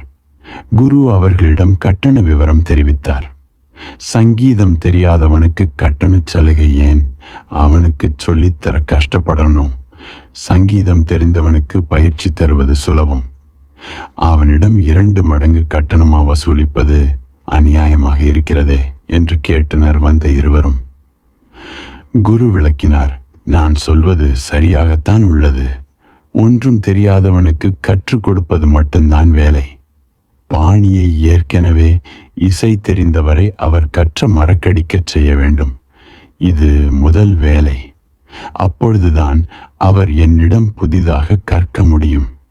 பொதுவான தினசரி வாழ்க்கையிலும் இந்த ஒரு பிரச்சனையே நம்மை எதிர்நோக்கி உள்ளது. நாம் கடந்த பல பிறவிகளில் ஒரு விதமாக கற்றுக்கொண்டு வந்துள்ளோம். சில தவறான விஷயங்களை ஆழமாக பயின்றுவிட்டோம். அவற்றை எப்படி மறப்பது என்பதுதான் தற்போதைய பிறவியில் நமக்குள்ள பிரச்சனை. உதாரணமாக, நாம் என்பது நம் உடல் என்று அழுத்தம் திருத்தமாக நம் மனத்தில் பதிந்துவிட்டது. மொழி, சமூகம், இனம், பழக்க வழக்கங்கள் ஆகியவை இந்த கண்ணோட்டத்துடன் சம்பந்தப்படுகின்றன. பசிக்கிறது என்பதை நீ எப்படி சொல்கிறாய்? எனக்கு பசிக்கிறது என்கிறாய். சற்று யோசி, மாற்றி யோசி. உடம்புக்கு பசி எடுக்கிறது என்று உணர்கிறேன் என்று சொல்லிப்பார். இப்படி சொல்வது முதலில் சொல்லிய விதத்திலிருந்து வித்தியாசப்படுகிறது என்பதை புரிந்து கொள்வாய். எனக்கு பசிக்கிறது என்று சொல்லும்போது நீ உன்னை உடலென்று அறிவிக்கிறாய். உடம்பிற்கு பசிக்கிறது என்னும்போது அந்த விதமாக நீ அறியும் போது அதற்கு அர்த்தம் உடல் என்னிலிருந்து வேறுபட்டது. நான் அறிபவன், காண்பவன், சாட்சி என்று நீ கூறுவதாக கொள்ள வேண்டும். ஒருவன் உன்னை திட்டுகிறான். உன் மனத்தில் கோப அலைகள் எழுகின்றன. எனக்கு கோபம் பொங்கி வருகிறது என்கிறாய். இவ்வாறு கூறுவது தவறு. நீ சொல்ல வேண்டியது என்ன? மனத்தில் கோபம் மூண்டுள்ளது என்று மட்டும்தான். நீ என்பது மனமில்லை. உண்மையில் நீ பார்ப்பவன் மட்டுமே. நீதான் மனம் என்றால் உனக்கு கோபம் என்பதை பிரித்து அறிந்திருக்க முடியாதே. மனத்துக்கு கோபம் என்றால் நீ அறிவாய். உனக்கு கோபம் என்றால் அறிபவன் யார்? நீ உடல் மாத்திரமே எனில் உனக்கு பசி எடுப்பது ஒருபொழுதும் தெரிந்திருக்காது. ஏனெனில் இதனால் நீயும் பசியும் ஒன்றென ஆவதால் பசி எடுப்பதை தெரிந்து கொள்வது யார்? இந்த வேறுபாட்டை புரிந்து கொள்ள இடைவெளி தேவை. உடம்புக்கு பசி எனில் உனக்கு தெரிய வருகிறது. உடம்பில் பசி எனில் உன்னில் உணர்கிறாய். நீ அறிபவன், உணர்பவன் மாத்திரமே. நம்முடைய வினைகள் தன்னுணர்வுடன் சம்பந்தப்பட்டிருந்தால் பெரிய இடையூறுகள் குறைந்து போயிருக்கும். எல்லையற்ற சமுத்திரம் போன்ற எண்ணில் மனமென்னும் காற்று சாந்தமாகிவிட்டால் ஜீவன் என்னும் வணிகனுக்கு துர்பாக்கியம் ஏற்பட்டு உலகம் என்னும் படகு அழிந்து போய்விடுகிறது. மனமென்னும் காற்று அமைதிப்பட்டு விட்டால் அலைகள் காணாமல் போய்விடுகின்றன. சிந்தனை ஏறி மௌனமாகி விடுகிறது.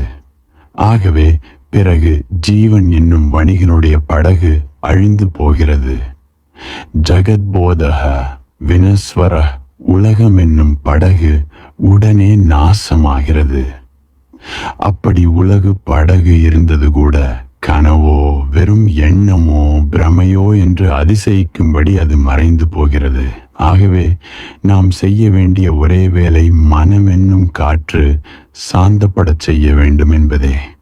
இந்த விஷயத்தில் அஷ்டாவக்கிரரும் ஜனகரும் புரட்சிகரமான கருத்து கொண்டிருந்தனர். இதை நான் அடிக்கடி சுட்டிக்காட்டி இருக்கிறேன். பரம்பரையான யோகமும் மனத்தில் வீசும் காற்றை கொந்தளிப்பை அமைதிப்படுத்தவே சொல்கிறது. ஆனால் வழிமுறை வேறு. சித்த விருத்தி நிரோதகா என்கிறது. மனத்தின் போக்கை அடக்கு என்று இதற்கு பொருள். அது எப்படி? அதற்குத்தான் யம நியம சம்யம், பிராணாயாமம், பிரத்யாகாரம், தாரணை, தியானம், சமாதி முறையை மேற்கொள்ளுமாறு பரம்பரை யோகம் சொல்கிறது. இதனால் மன அலைகள் அடங்கிவிடும் என்கிறது. ஆசனம். இந்த விஷயத்தில் அஷ்டாவக்கிரரும் ஜனகரும் ஆச்சரியமான கருத்து தெரிவிக்கின்றனர். நீ ஏதாவது செய்து மனத்தை அடக்கு என்று அவர்கள் சொல்லவில்லை. மாறாக ஏதாவது செய்தால் மனத்தின் அலைகள் மேலும் உயரே எழும்பும். ஏதாவது செய்தால் புதிய உபத்திரவம் தோன்றும். அலைகள் வேகமாக அசையும். நீ எதுவும் செய்ய வேண்டும் என்பதே இல்லை. நீ பார்த்தபடி இருந்தால் போதும். எதுவும் செய்துவிடாதே என்கிறார்கள் அந்த ஞானிகள். எல்லையற்ற சமுத்திரமாகிய எண்ணில் ஜீவர்கள் என்னும் அலைகள் தமது சுபாவப்படி எழுகின்றன, பரஸ்பரம் மோதுகின்றன, தமக்குள் கழிக்கின்றன, பிறகு மீண்டும் கடலில் லயித்து விடுகின்றன. தத்தம் சுபாவப்படி இதெல்லாம் நடைபெறுகிறது என்பதுதான் இரகசியத்தின் திறவுகோல். நீ இதை அமைதிப்படுத்த முடியாது. இதில் குழப்பம் உண்டாக்கவும் முடியாது.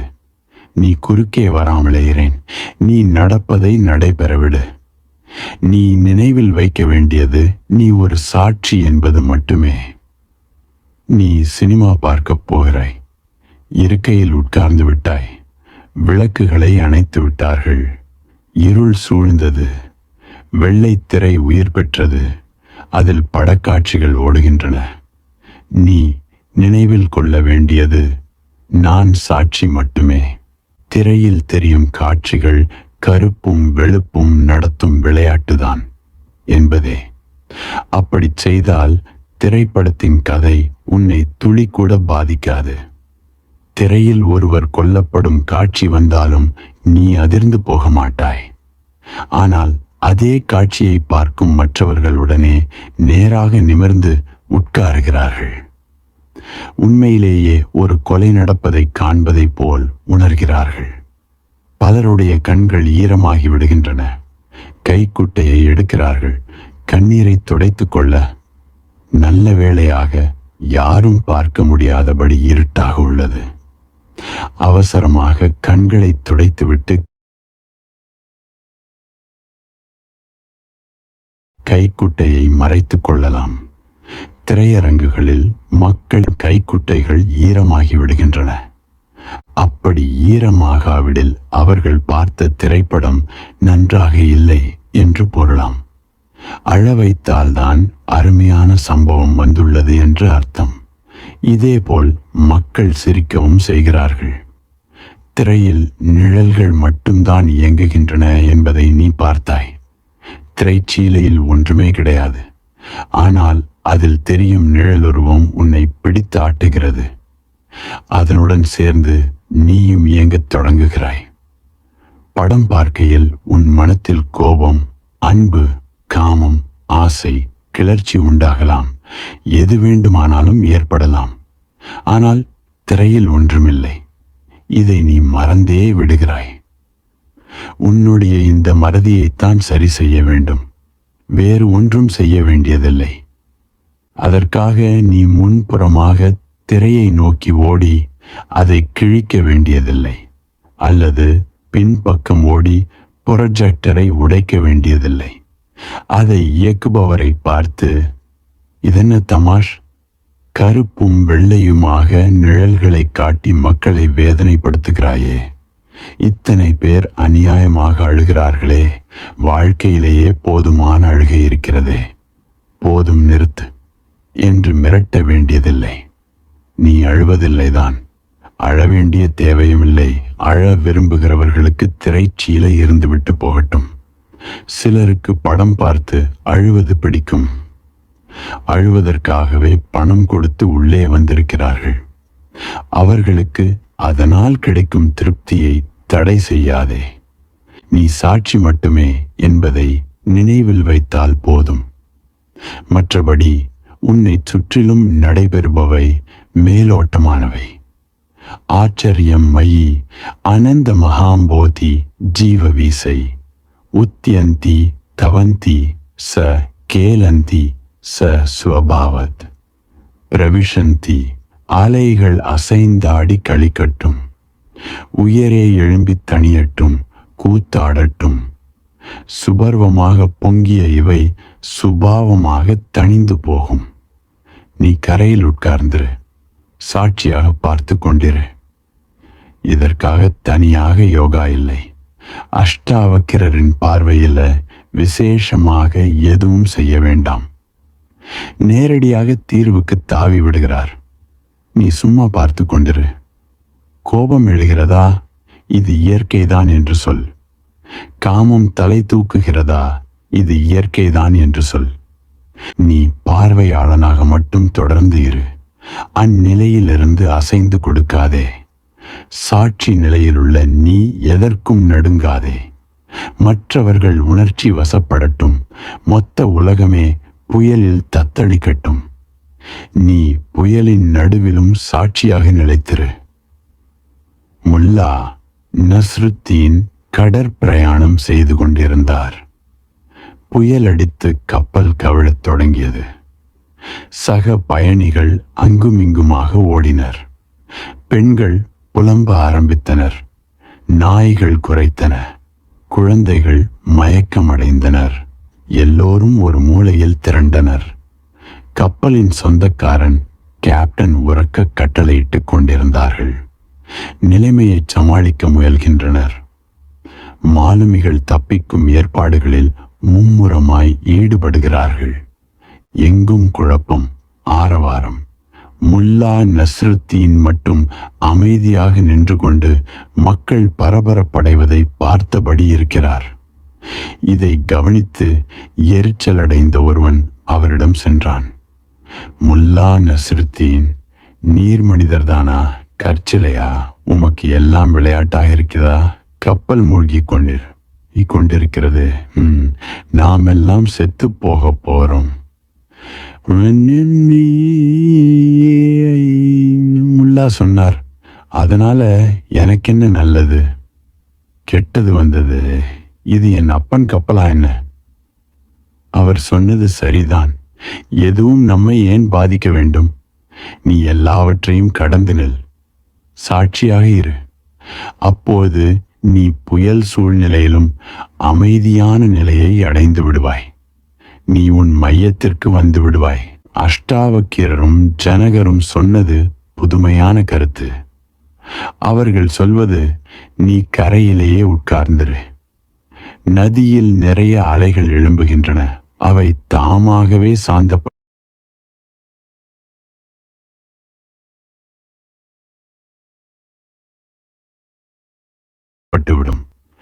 நதியில் நிறைய அழுக்கு திரள்கிறது.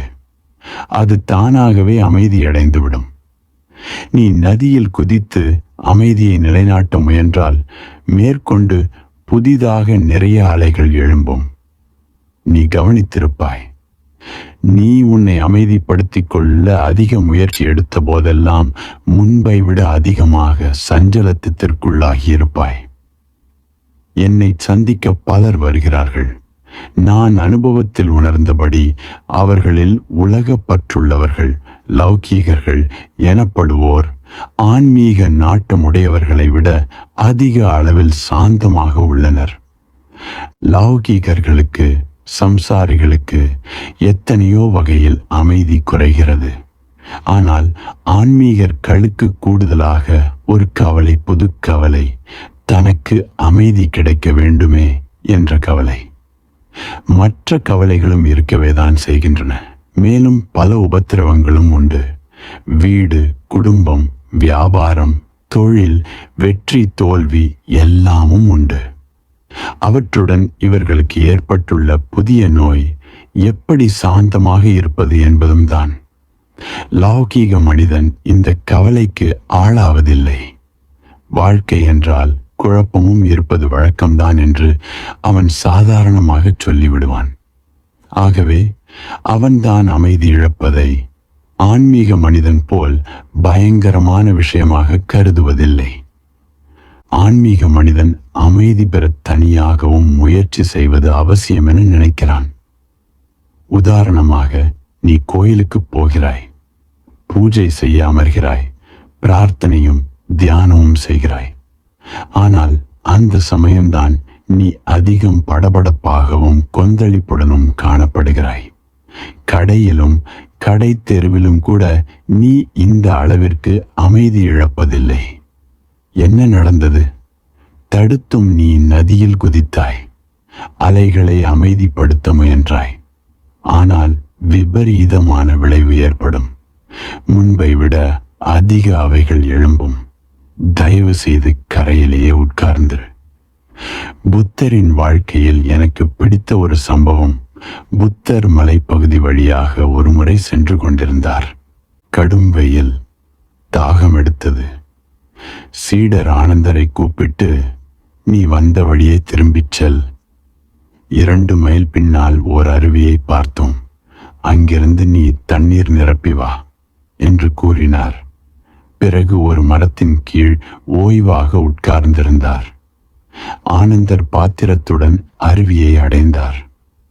அதே சமயம் தேங்கியிருந்த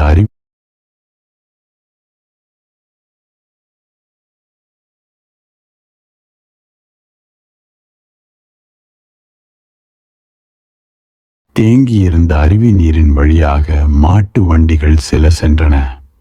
இதனால் தண்ணீர் முழுதும் குப்பை பரவிவிட்டது. அடிமட்டத்தில் இருந்த சகதி மேலே எழும்பி வந்துவிட்டது. உலர்ந்த இலைகள், அழுகிய இலைகள் மிதக்கத் தொடங்கின. அந்த தண்ணீர் குடிக்க லாயக்கில்லாமல் கலங்கி போயிருந்தது. ஆனந்தர் புத்தரிடம் வந்து சொன்னார், அந்த அருவி நீர் பருகுவதற்கு லாயக்காக இல்லை. மேற்கொண்டு 4 மைலில் நதி உள்ளது. அங்கிருந்து புது தண்ணீர் எடுத்து வருகிறேன். நீங்கள் ஓய்வெடுங்கள், அல்லது என்னுடன் வருவதானால் பயணத்தை தொடரலாம். புத்தரோ பிடிவாதமாக இருந்தார். திரும்பி போய் அருவி நீரையே கொண்டு வரவும் என்று கூறினார். ஆனந்தரால் மறுக்க முடியவில்லை. அந்த தண்ணீர் எதற்கும் உதவாதே என்று தயங்கியபடியே சென்றார். அவர் அருவிக்கரையை அடைந்தபோது தண்ணீர் சுத்தமாகிவிட்டிருந்தது. ஆனந்தர் 2 மைல் போக வர ஆன நேரத்தில் தூசியெல்லாம் அடிமட்டத்திற்கு இறங்கிவிட்டது. ஆனந்தர் திகைத்து போனார். அப்பொழுதுதான் அவருக்கு புத்தரின் பிடிவாதத்தின் அர்த்தம் புரிந்தது. தண்ணீர் எடுத்துக்கொண்டு மகிழ்ச்சியுடன் கூத்தாடியபடியே அவர் திரும்பினார். புத்தரின் திருவடிகளை தலை வணங்கி பாத்திரத்தை கீழே வைத்தார். அவர் சொன்னார், நீங்கள் சரியான உபதேசம் செய்துள்ளீர்கள். என்னை அருவிகரைக்கு திருப்பி அனுப்பியது நல்லதாக போயிற்று. நான் என்ன செய்வது என்று வழியெல்லாம் யோசித்து கொண்டே போனேன்.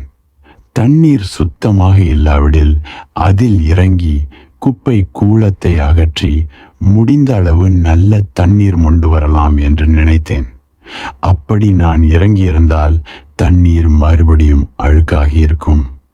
மாட்டு வண்டிகள் அதில் இறங்கியதால் தானே தண்ணீர் அசுத்தமடைந்தது. நான் கரையிலேயே இருந்தேன். கலங்கிய நீர் அமைதிப்பட்டது, தெளிவடைந்தது. யாரும் அதை வலிந்து அமைதிப்படுத்தவில்லை. தானாகவே அது சாந்தப்பட்டு விட்டது. ஸ்வபாவதः பிரவிஷந்தி தத்தம். சுபாவப்படியே எல்லாம் உண்டாகின்றன, அழிகின்றன, தொலைந்து மறைகின்றன. நீ சாட்சியாக தூரத்தில் இரு. அங்கே நின்று கொண்டு பார்த்தபடி இரு. ஓர் ஊரில் ஒரு பௌராணிகர் உபன்யாசகர் புராணச் சொற்பொழிவு நிகழ்த்தினார். அப்போது அவர் கூடியிருந்த மக்களிடம், பாபத்திடம் பயப்படுங்கள், பாபம் செய்வதை தவிர்த்திடுங்கள், பாபத்துடன் போராடுங்கள் என்று கேட்டுக்கொண்டார். ஆன்மீக தலைவர்கள் எனப்படும் அனைவரும் அப்படித்தானே சொல்கிறார்கள். சொற்பொழிவு நடந்த இடத்தில் கிறுக்கு மாதிரி தோற்றமளித்த ஒரு சந்நியாசி இருந்தார். அவர் சட்டென எழுந்து உரத்த குரலில், வாயை மூடு, உன் உளறலை நிறுத்து, எல்லோரும் பாபத்தில் மூழ்கி மரித்து போங்கள் என்று கூக்குரலிட்டார். உடனே அவர் வெளியேறிச் சென்று விட்டார். ஆன்மீக சொற்பொழிவாளர் திகைத்து போனார். மக்கள் அவருக்கு ஆறுதல் கூறினர். நீங்கள் கவலைப்படாதீர்கள், மேற்கொண்டு புராண கதையை சொல்லுங்கள். அந்த மனுஷனுக்கு கிறுக்கு, அவரை எங்களுக்கு தெரியும், அவர் சொன்னதை துளிக்கூட பொருட்படுத்த வேண்டாம் என்றனர். பாபத்தில் மூழ்கி மரித்து போ என்று துறவி சொன்னது சொற்பொழிவாளருக்கு பலத்த அடி கிடைத்தது போலிருந்தது. துறவியிடம் அலைவீச்சை போல் ஏதோ இயக்கம் இருக்கிறது, மின்னல் போல் துடிப்பு இருக்கிறது, ஒரு தேஜஸ் இருக்கிறது என்று சொற்பொழிவாளர் உணர்ந்தார். அந்த ஆள் பைத்தியம் இல்லை, பரமஹம்சராக இருப்பார் என்று முடிவு கட்டினார். பௌராணிகர் கதை சொல்வதை அப்படியே நிறுத்திவிட்டு துறவியின் பின்னால் ஓடினார். சுமார் 2 மைல் தூரம் ஓடி ஒரு காட்டில் ஒரு மரத்தின் கீழ் உட்கார்ந்திருந்த துறவியை பிடித்து கொண்டார். சுவாமி, கொஞ்சம் விளக்கமாகச் சொல்லுங்கள். பாவத்தில் மூழ்கி மரித்து போ என்று சூத்திர வாக்கியமாக சொல்லிவிட்டீர்கள். இதற்கு விளக்கமான அர்த்தம் சொல்லுங்கள். உங்கள் கட்டளை வாக்கியம் என்னை சங்கடத்தில் ஆழ்த்திவிட்டது என்றார் பௌராணிகர். கிறுக்கு போல் தெரிந்த துறவி சொன்னார், கேளப்பா, ஒருவன் ஒரு குருவிடம் சென்று நான் அமைதி பெற வேண்டும், வழி சொல்லுங்கள் என வேண்டினான். குரு ஒரு மந்திரம் சொல்லி தந்தார். அதை தினமும் 5 முறை ஓதினால் 3 நாளில் மனம் அமைதியுறும் என்றார். ஆனால் ஒரு நிபந்தனை, மந்திரம் ஓதும் போது குரங்கு ஞாபகம் வரக்கூடாது, 3 நாளில் மனம் அமைதியாகிவிடும் என்றார் அந்த குரு. 3 ஆண்டுகள் கடந்து விட்டன. அந்த மனிதன் மனத்துடன் இன்னமும் போராடி கொண்டிருந்தான். அவன் குரு கொடுத்த மந்திரத்தை ஓதிய போதெல்லாம் 1, 2 அல்ல, பல குரங்குகள் அவன் மனத்தை ஆக்கிரமித்தன. இதை சொன்ன துறவி பௌராணிகரை பார்த்து, கதை முடிந்து விட்டது, ஓடிப்போ இங்கிருந்து என்று விரட்டிவிட்டார். ஊர் திரும்பிய பௌராணிகர் கதை சொல்வதை தொடர்ந்தார். புதுமையாக ஒரு விஷயம் சொன்னார். பாபத்துடன் போராடாதே, பாபத்திலிருந்து ஓடாதே, பாபத்திலிருந்து நடப்பவற்றை பார்ப்பதுடன் நிறுத்திக்கொள், தப்பிக்காதே. மேற்படி கதையில் மனிதன் தன் சிந்தனையில் குரங்கு வரக்கூடாது என்று குரங்குடன் தான் போராடுவதைப் போல எதனுடன் நீ போராடுகிறாயோ அதுவே தொடர்ந்து வரும்.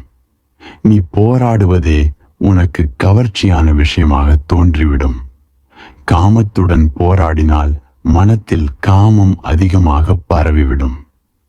பேராசையுடன் மோதினால் பேராசையும், கோபத்துடன் மோதினால் கோபமும் உன் மனத்தை ஆக்கிரமிக்கும். ஏனெனில் எதனுடன் நீ போராடுகிறாயோ அதன் நினைவுதான் உனக்கு எப்பொழுதும் இருக்கும். நீ அனுபவத்தில் அறிந்திருப்பாய், எதை நீ மறக்க விரும்புகிறாயோ அதை உன்னால் மறக்க முடிவதில்லை. ஏனென்றால் ஒன்றை மறப்பதற்கும் கூட அதை மீண்டும் மீண்டும் நினைவிற்கு கொண்டு வர வேண்டியிருக்கிறது. மறக்கும் முயற்சியில் ஞாபக சக்தி கூடுதலாக வலிமை பெற்று விடுகிறது. மறக்க முயன்ற யாரும் எதையாவது மறந்தது உண்டா? போராட்டம் நிகழும் வரை வெற்றி உண்டா? வாழ்க்கையின் இந்த முரண்பாட்டு நிலைமையை சரியாக புரிந்து கொள். யாருடன் போராடுகிறாயோ அவரிடம்தான் நீ தோற்பாய். எனவே போராடாதே. வெற்றிக்கு மந்திரம் போராட்டம் அன்று. நீ சாட்சி. உட்கார்ந்தபடி வேடிக்கை பார். குரங்குகள் குதித்து கூத்தாடுகின்றன. அவை இஷ்டப்படி ஆடட்டும், நீ தலையிடாதே. சுபாவமாக அவை சிறிது நேரம் ஆடிவிட்டு போய்விடும். நீ ஆர்வம் காட்டாவிடில் அவை மீண்டும் மீண்டும் உன் வாசலுக்கு வராது. அவற்றை ஆதரித்தோ எதிர்த்தோ நீ ஆர்வம் காட்டினால் அவை உன்னோடு நட்பு ஏற்படுத்தி கொண்டுவிடும். மேலே கூறிய உதாரணத்தில் வரும் மனிதன் குரங்கின் நினைவு எழக்கூடாது என்று குரங்கையே நினைத்தபடி மந்திரம் ஓதுகிறான். ஆனால் மந்திரத்தை கற்றுக்கொள்ளும் முன் அவனுக்கு குரங்கு ஞாபகமே வந்திருக்காது. நீயும் கூட குரங்கை பற்றிய நினைவு இல்லாமல் இருப்பாய். நீ ராம் ராம் போன்ற ஒரு மந்திரத்தை தேர்ந்தெடு. அதை ஜெபிக்கும் போது குரங்கு நினைவு வரக்கூடாது என்று முடிவெடு. முயற்சி செய். என்ன நடக்குது என்று பார். குரங்குகள் மட்டுமல்ல, அவற்றின் பின்னால் ஹனுமாரும் கூட உன் மனத்தில் நுழைந்து விடுவார்கள். குரங்கு பட்டாளமே உன் மனத்தை முற்றுகையிடும். இப்படியான அனுபவம் உனக்கு இதுவரை ஏற்பட்டிருக்க முடியாது. உனது எதிர்ப்பு ஒரு விதத்தில் விருப்பத்தின் அறிவிப்பு தான். நீ எதிர்த்து போரிடாதே.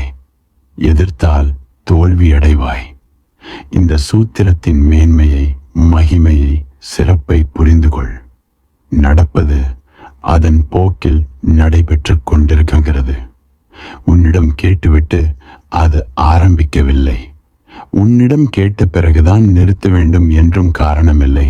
அது நடைபெற்றே தீரும். நீ அதை பார்த்து கொண்டு மட்டும் இரு. இதனால் உன் எதிர்ப்பு உணர்வு தணிந்துவிடும். உலகில் 2 வகை மனிதர்கள், போகி, யோகி. போகி சொல்லுவான், என்ன நடக்கிறதோ அது இன்னும் ஆர்ப்பாட்டமாக நடைபெறட்டும் என்று. யோகி சொல்லுவான், என்ன நடைபெறுகிறதோ அது முழுமையாக நின்று போகட்டும் என்று. இருவருக்கும் இடையே போராட்டம். யோகி ஒரு சம்பவம் நிகழக்கூடாது என்கிறானே, அவன் வசத்தில் அது இருக்கிறது. அவனை கேட்ட அது ஆரம்பமானது. அவன் கையிலா எதுவும் உள்ளது அதை தடுக்க. போகி சொல்வதென்ன, பிரமாதமாக நடைபெறட்டும், அதிக அளவில் நிகழட்டும். 100 ஆண்டு வாழ்வேன், 200 ஆண்டு வாழ விரும்புகிறேன். மனைவியாக ஒரு பெண் கிடைத்துள்ளாள். 1000 பெண்கள் கிடைக்கட்டுமே. என்னிடம் கோடி ரூபாய் உள்ளது, 20 கோடி ரூபாய் சேரட்டுமே. அவனை கேட்டா எதுவும் நடக்கிறது. அவனிடம் அனுமதி பெற்றால் எதுவும் நிகழ்கிறது. இருவரும் ஒரே மாதிரியான பிரமையில் ஆழ்ந்துள்ளனர். ஆனால் ஒருவரை ஒருவர் எதிர்த்து நிற்கின்றனர். ஒருவருக்கொருவர் முதுகு காட்டுகின்றனர். இவர்களை ஒரே பிரமை ஆட்டுவிக்கிறது. அவர்களுடைய அனுமதியுடன் தான் உலகம் இயங்குவதாக இருதரப்பினரும் நினைக்கின்றனர்.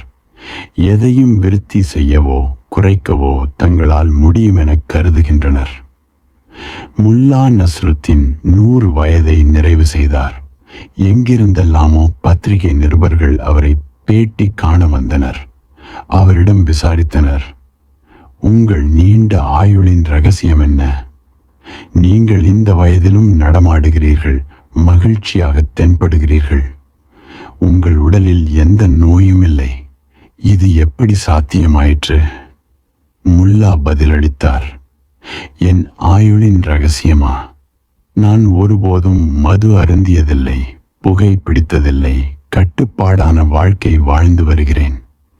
உறங்குவதிலும் விழிப்பதிலும் ஒழுங்குமுறையை கடைபிடிக்கிறேன். புலனடக்கம்தான் என் வாழ்க்கையின் ஆரோக்கியத்தின் சூட்சுமம். இவ்வாறு அவர் கூறிக்கொண்டிருந்த போது பக்கத்து அறையில் அலமாரியிலிருந்து சாமான்கள் விழும் சத்தம் கேட்டது. நிருபர்கள் திடுக்கிட்டார்கள். பக்கத்து அறையில் இருப்பவர் யார்? அங்கு என்ன நடக்கிறது என்று விசாரித்தார்கள். முல்லா அமைதியாக சொன்னார், அது என் அப்பாவின் அறை. அவர் மறுபடியும் குடித்துவிட்டு போதையுடன் வந்திருப்பார் போல் இருக்கிறது. ஒருவன் 100 ஆண்டு வாழ்ந்து விடுகிறான். அவன் மது குடித்ததில்லை.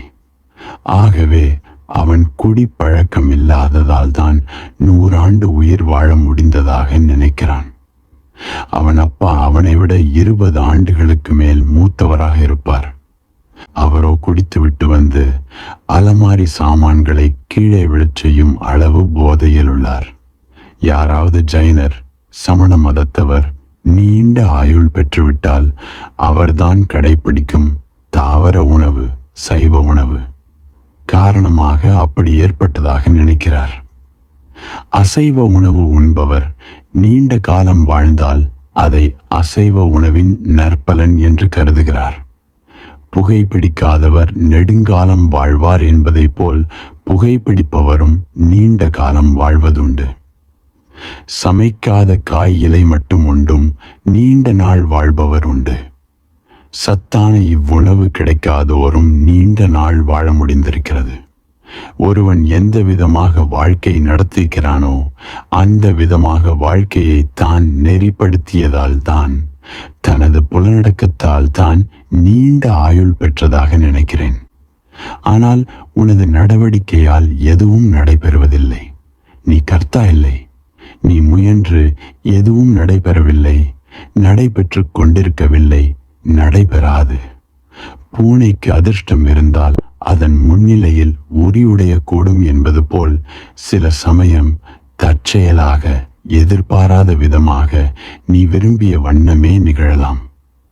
நீ விரும்பாவிடிலும் அந்த நிகழ்ச்சி நடைபெற்றுத்தான் இருக்கும். நீ நினைத்த போது அது நடந்ததே தவிர நீ நினைத்ததால் அது நடைபெறவில்லை. ஒரு கிராமத்தில் ஒரு கிழவி. அவளுக்கு எதனாலோ ஊர்க்காரர்கள் மீது கோபம். அவர்களிடம் அவள், நீங்கள் எல்லோரும் இனிமேல் எப்போதும் இருட்டிலேயே அலைந்து திரிவீர்களாக என்று சாபம் போல் கூறினாள். இதற்கு என்ன அர்த்தம் என்று அவர்கள் கேட்டார்கள்.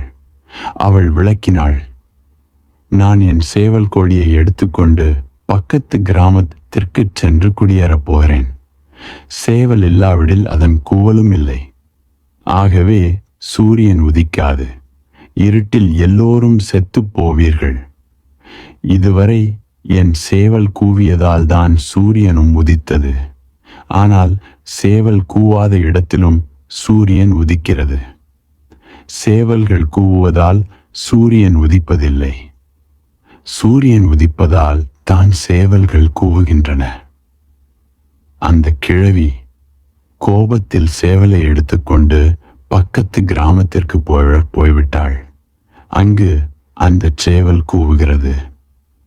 சூரியன் அங்கு உதிப்பது தன் சேவலின் கூவலால் தான் என்று அவள் நினைக்கிறாள். சூரியன் இங்கு வந்துவிட்டதால் முன்பு இருந்த கிராமத்தில் வசிப்பவர்கள் இருட்டில் அவதிப்படுவார்கள் என்று கிழவி சந்தோஷப்பட்டாள். உண்மை என்ன? உன் காரணமாக உலகம் இயங்கவில்லை. நீ உலகிற்கு எஜமானன் இல்லை. நீ கர்த்தா இல்லை. இதெல்லாம் மமதை, பிரமை. போகியும் மமதை உடையவன், யோகியும் அகங்காரி. இந்த இருவரையும், இந்த இருநிலைகளையும் கடந்து நிற்பவன் எவனோ அவன்தான் ஆன்மீகத்தின் சுவையறிந்தவன். அவன் யோகியும் இல்லை, போகியும் இல்லை. எல்லையற்ற சமுத்திரம் ஆகிய எண்ணில் ஜீவர்கள் என்னும் அவைகள் தமது கபாவப்படி எழுகின்றன, பரஸ்பரம் மோதுகின்றன, தமக்குள் கழிக்கின்றன, பிறகு மீண்டும் கடலில் லயித்து விடுகின்றன. இதை நான் பார்க்கிறேன். பார்த்தபடி உள்ளேன். பார்வை யாழனாக மட்டும் இருக்கிறேன்.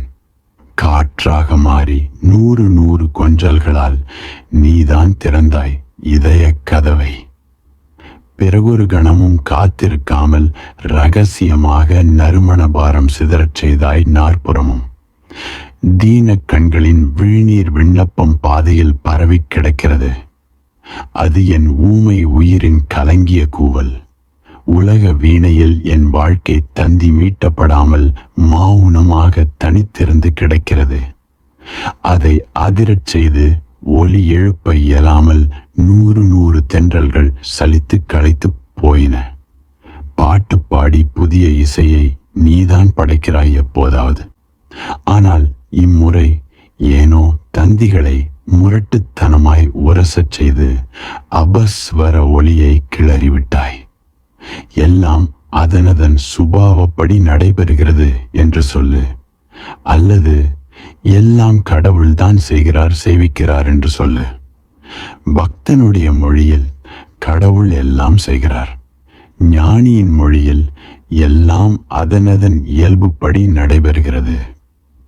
இந்த இரண்டில் எந்த மொழி நடை உனக்கு பிடிக்கிறதோ அதை தேர்ந்தெடுத்துக்கொள்.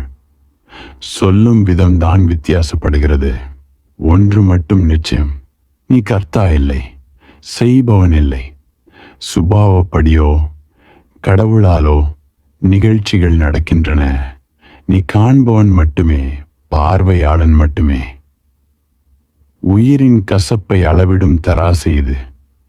அமைதி அளிக்கும் கற்பனையின் மதிப்பு இது. ஒளிமய பூமியின் சமதளக்கரை இது. தேன் போன்ற இனிமையின் கரைசல் இது. அதே சத்தியம், சுந்தரம், ஆனந்தம் இது. அந்த பரம பேரொளியின் புனித விளக்கு. வைர மாலை, வைஜெயந்தி மாலை போல் இதயத்தில் தவழும் மாலை இது. வாழ்க்கையில் மதுரமான சாரல் பருவம். தீரமும் வீரமும் வழங்கும் அபய வாசல். பரம சத்தியத்தின் பிரதிபிம்பத் தோற்றம். பறந்து விளங்கும் விராட புருஷனை அடையாளம் காண்பதற்காக இதயத்தில் எழும் முதல் துடிப்பு. நான் இவ்வுடல் உனது எனது என்றெல்லாம் சூழ்ந்த இரவிற்கு விடியல் கொஞ்சமாக தரிசனம், கொஞ்சம் பார்வை மேற்கொண்டு ஓரளவு சாட்சியாக மாறு. என்ன நடக்கிறதென கொஞ்சமாக பார். அவற்றை சிறிதளவு கூட பிரித்து பாராய ஆர்வம் கொள்ளாதே. இப்படி நடக்கட்டும், அப்படி நடக்கட்டும் என்றெல்லாம் சொல்லாதே. எதுவும் வேண்டுமென்று கேட்காதே. எதற்கும் ஆசைப்படாதே. எப்படி ஒன்று இருக்கிறதோ அதை அப்படியே காண். தட் விஸ் இஸ் என்று ஜே. கிருஷ்ணமூர்த்தி கூறுவது இதுவே. காலை பொழுது, விடியல்தான் சாட்சி நிலைமை. செய்வதும் அனுபவிப்பதுமான நிலைமையே இரவு. செய்பவன் நான், அனுபவிப்பவன் நான் என்ற எண்ணம் உன் மனத்தில் இருக்கும் வரை நீ இருட்டில் அலைந்தபடி இருப்பாய். எந்த நொடியில் விழித்தாயோ, எந்த நொடியில் தன்னை விழிப்புறச் செய்தாயோ, எந்த நொடியில் உள்ளொளியாகிய சாட்சி இயல்பை அழைத்தாயோ, அக்கணமே உன்னில் ஆன்மீக புரட்சி ஏற்பட்டது. உனக்கு விடியல் உண்டானது. ஹரி ஓம் தத் சத்.